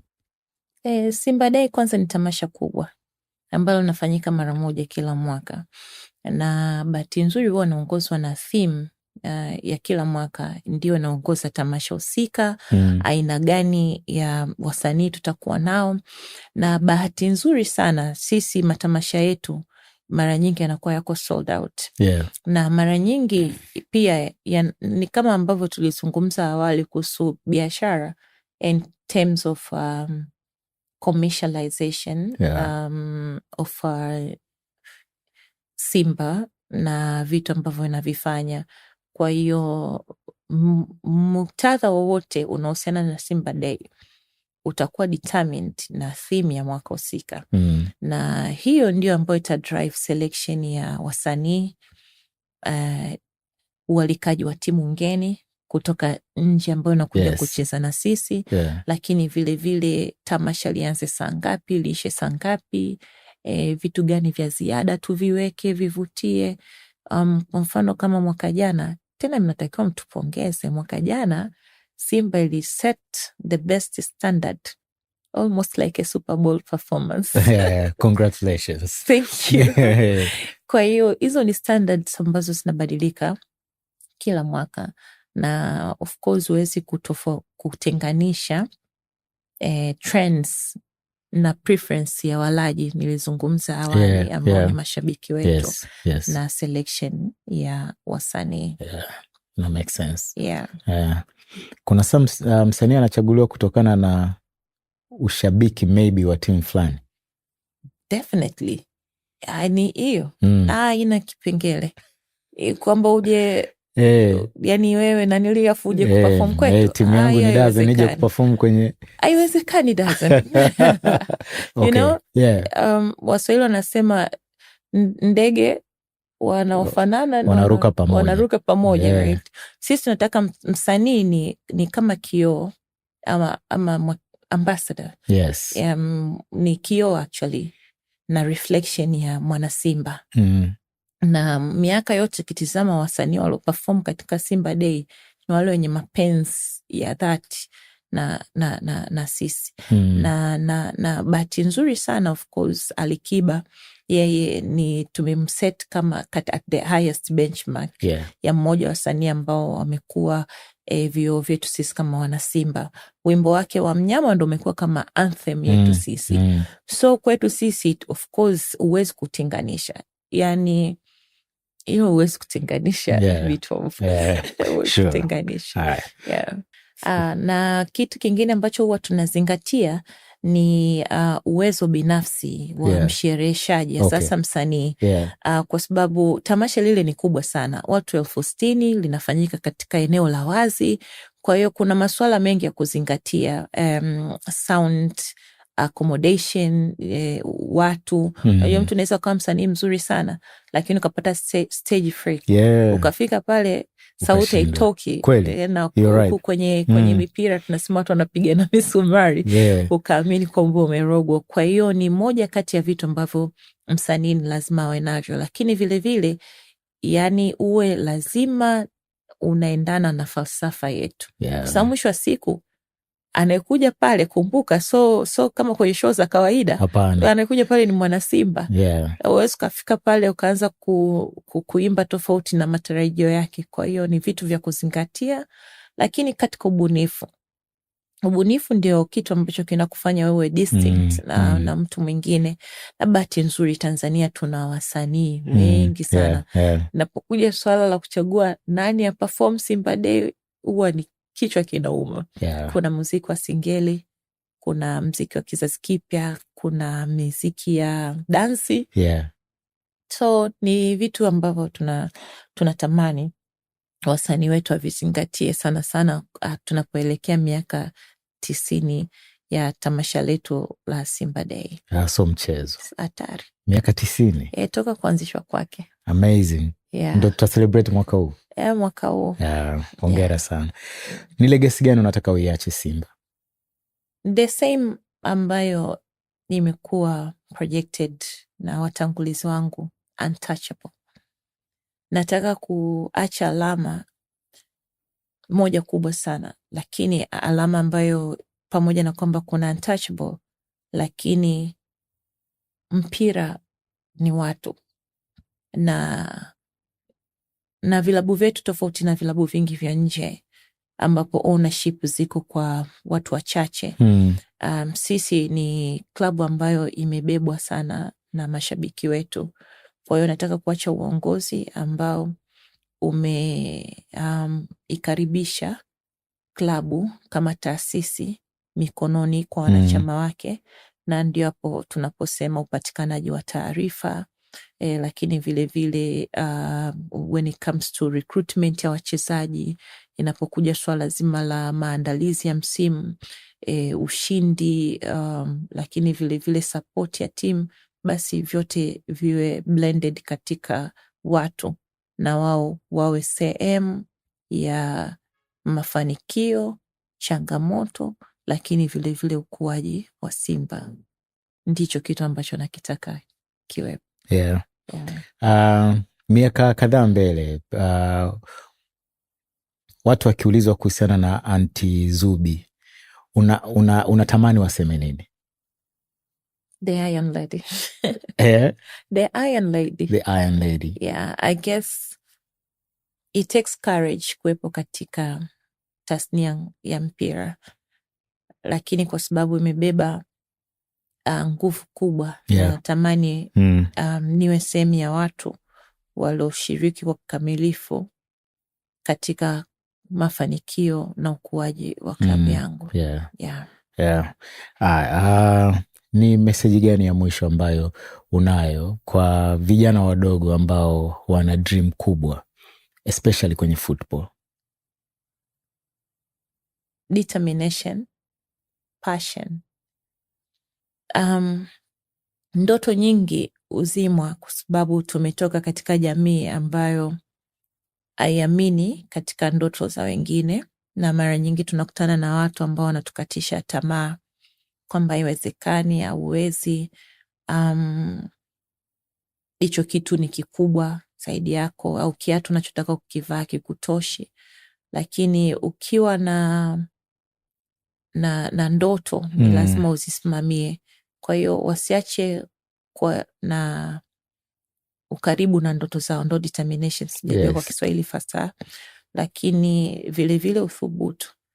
Kila ndoto lazima iwe na uthubutu. Ukiweza kuwa na passion ndani yako, ndio ambayo kila siku itakufanya wewe ifanyie kazi ile ndoto yako. Uthubutu utakuja automatically, lakini kwa kusimamiwa. Na lazima pia wajifunze kuiwaza kesho zaidi ya jana.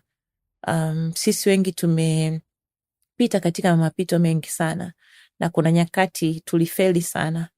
Kama tungeamua kuishi katika jana, leo yetu isingewezekana.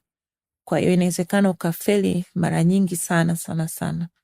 Kinachotakikana ni wewe kusimama imara kila leo na kuiishi kesho yako. Yani unapoamka, unaposali, unapoweka mikakati yako, ifikirie kesho zaidi kuliko jana. Yeah. Thank you so much for your time. Umekuwa ni wakati mzuri sana kuwepo hapa kwenye Dazen Selection. Najua una shughuli nyingi, lakini umetenga muda wako kwa ajili yetu, na kwa wanasimba pia I'm sure wamefurahia kile ambacho tumezungumza. Kama kutakuwa kuna mengine watatutumia kwa sababu huwa tunapokea maoni. Tutakukaribisha tena. Asanteni sana. Asante Bitof. Asante sana Aunty Zubi, the CEO. Asante kwa kuangalia Dazen Selection. Aunty Zubi ni moja kati ya wanawake ambao wanalipeleka mbali soka letu la Tanzania, na sisi tunampongeza sana na tunaitakia Simba kila laheri kwenye msimu huu na misimu mingine ambayo inakuja, na ndoto za Aunty Zubi ziweze kutumia. Asante kwa kuendelea kusubscribe. Umeenjoy this one, usiache kushare. Kuna namba ya simu tumeweka hapo, kama unataka kuadvertise na sisi, hiyo ndo namba ya kutucheki. Kama kawaida production wamefanya Mountain Line. Mimi ni B Dazen. Peace.